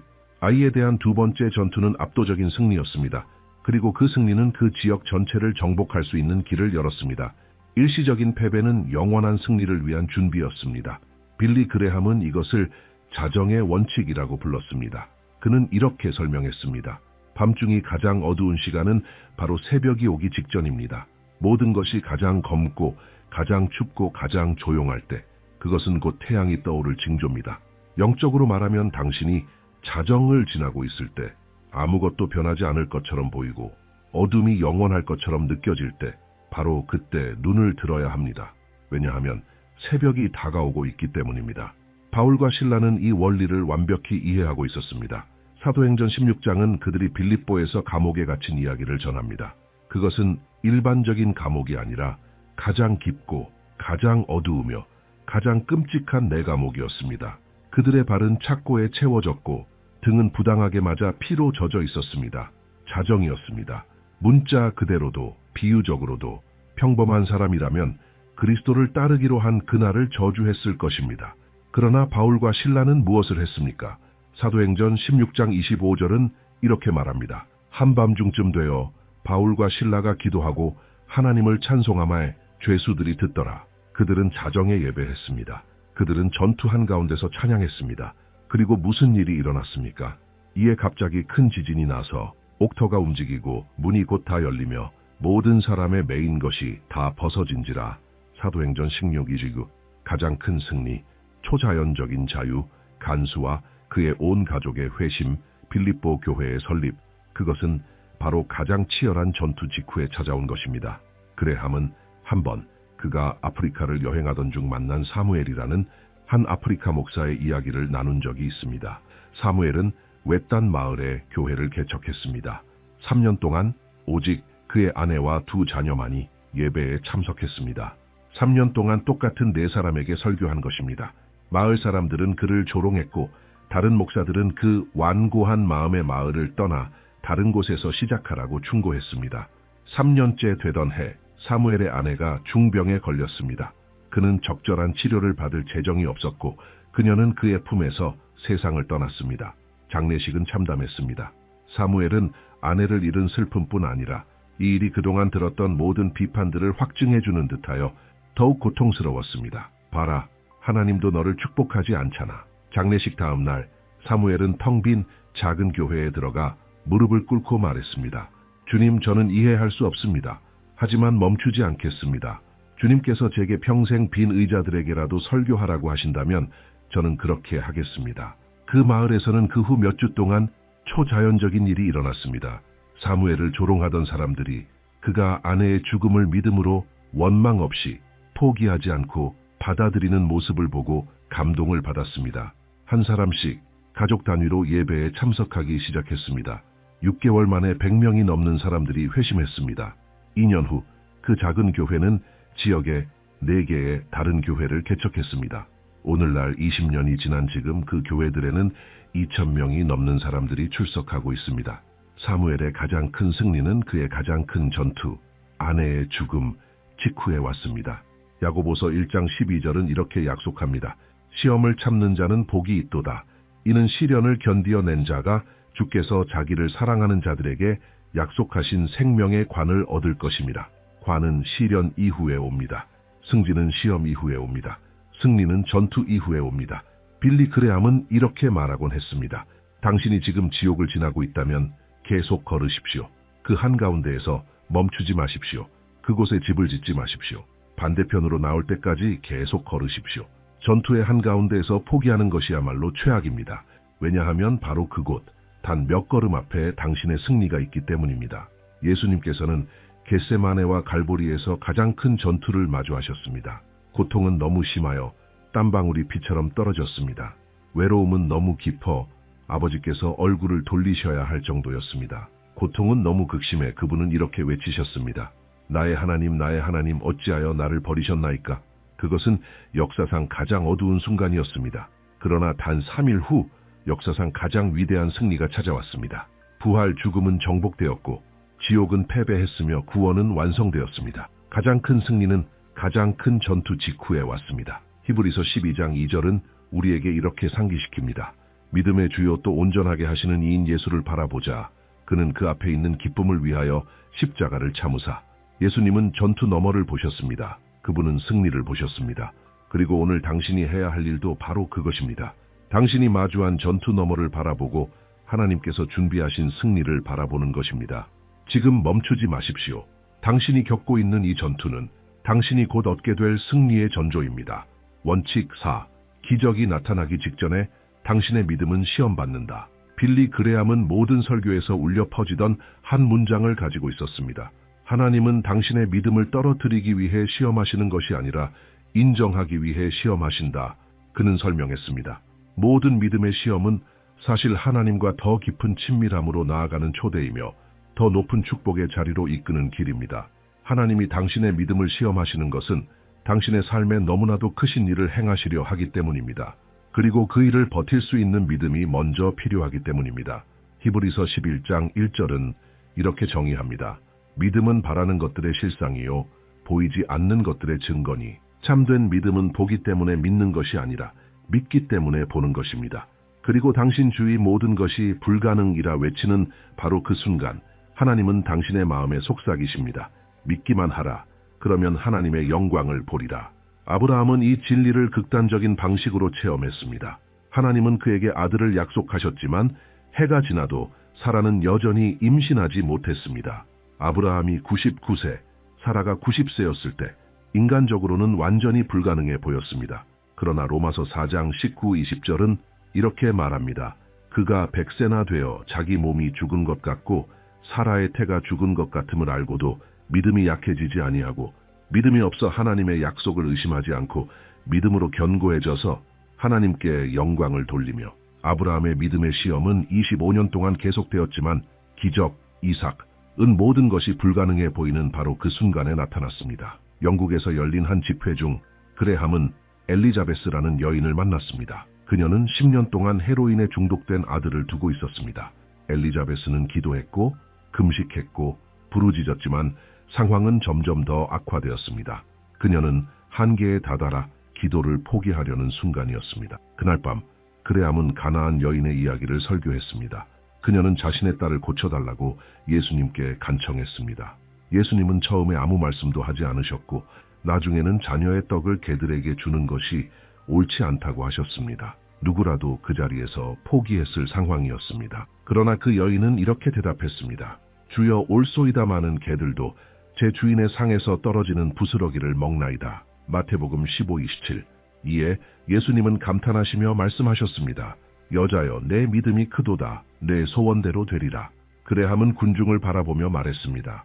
당신의 믿음이 지금 시험받고 있는 이유는 기적이 막 나타나려 하기 때문입니다. 마지막 코너에서 포기하지 마십시오. 엘리자베스는 믿음을 새롭게 하기로 결심했습니다. 2주 후 뼈만 앙상하게 남은 아들이 문을 두드리며 말했습니다. 엄마, 나 좀 도와줘. 나 자유롭고 싶어. 오늘 15년이 지난 지금 그는 목사가 되어 다른 중독자들에게 그리스도 안에서의 자유를 전하고 있습니다. 엘리자베스의 믿음의 시험은 10년 동안 계속되었지만 그녀가 포기하려던 바로 그 순간 기적은 나타났습니다. 야고보서 1장 3, 4절은 이렇게 가르칩니다. 이는 너희 믿음의 시련이 인내를 만들어내는 줄 너희가 알미라. 인내를 온전히 이루라. 이는 너희로 온전하고 구비하여 조금도 부족함이 없게 하려 함이라. 시험은 당신의 믿음을 무너뜨리기 위한 것이 아니라 그것을 온전하게 하고 강하게 하며 하나님께서 당신 손에 맡기실 기적을 감당할 수 있도록 준비시키는 것입니다. 요한복음 11장 40절은 예수님께서 마르다에게 말씀하신 것을 기록합니다. 내가 네게 말하지 아니하였느냐? 네가 믿으면 하나님의 영광을 보리라. 순서를 보십시오. 먼저 당신은 믿습니다. 그 다음에 당신은 봅니다. 그 반대가 아닙니다. 세상은 봐야 믿겠다고 말하지만 예수님은 믿어야 본다고 말씀하십니다. 빌리 그레함은 믿음에 관한 설교를 이 강력한 선언으로 마무리하곤 했습니다. 하나님이 당신의 믿음을 시험하실 때 그분은 이미 결과를 알고 계십니다. 그 시험은 하나님이 당신이 통과할지를 알아보기 위한 것이 아니라 당신이 하나님을 온전히 신뢰할 때 어떤 일이 가능한지를 당신 자신이 알게 하기 위한 것입니다. 지금 당신이 겪고 있는 믿음의 시험은 내일 당신이 전하게 될 간증의 서문입니다. 포기하지 마십시오. 기적은 지금 오고 있습니다. 오늘 우리가 빌리 그레함의 가르침을 통해 배운 내용을 요약하자면, 첫째, 인내는 약속을 현실로 바꾸는 하나님의 덕목이라는 것. 결승선에 너무 가까이 와 있을 때 포기해서는 안 됩니다. 둘째, 하나님은 당신이 무대 위에서 충실히 서 있을 때 무대 뒤에서 일하고 계신다는 것. 아무 일도 보이지 않을 때조차도 하나님은 당신을 위해 산을 옮기고 계십니다. 셋째, 가장 큰 승리는 가장 치열한 전투 직후에 온다는 것. 지금 당신이 겪고 있는 싸움의 강도는 다가오는 축복의 크기를 말해주는 신호입니다. 넷째, 당신의 믿음은 기적이 나타나기 직전에 시험된다는 것. 모든 것이 불가능해 보일 때 바로 그때 하나님은 불가능을 가능으로 바꾸고 계십니다. 이 네 가지 원칙은 단순한 신학 이론이 아닙니다. 이것들은 빌리 그레함이 99년간의 열매 맺는 사역 동안 붙들었던 살아있는 진리였고 오늘 당신의 삶을 지탱해 줄 수 있는 진리입니다. 이제 제가 당신에게 도전 하나 드립니다. 이 중 하나를 선택해서 이번 주에 실천해 보십시오. 어쩌면 당신은 포기하려 했던 영역에서 다시 인내해야 할지도 모릅니다. 어쩌면 당신은 지금 아무 일도 보이지 않는 그 상황 속에서도 하나님께서 무대 뒤에서 일하고 계심을 믿어야 할지도 모릅니다.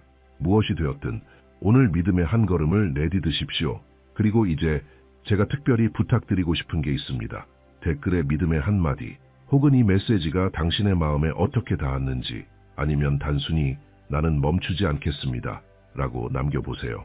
당신의 댓글이 오늘 누군가가 포기하지 않도록 붙잡아줄 하나님의 음성이 될 수 있습니다. 아직 채널에 구독하지 않으셨다면 지금 구독 버튼을 누르시고 알림 종도 꼭 눌러주세요. 하나님께서 당신의 삶을 변화시키기 위해 준비하신 메시지를 하나도 놓치지 마시길 바랍니다. 그리고 이제 곧 화면에 당신의 영적 여정을 더 깊이 이끌어줄 다음 영상이 나타납니다. 클릭하시고 계속해서 하나님의 은혜를 누리십시오. 하나님은 당신을 깊이 사랑하십니다. 그리고 우리도 그렇습니다. 다음 영상에서 다시 만나요.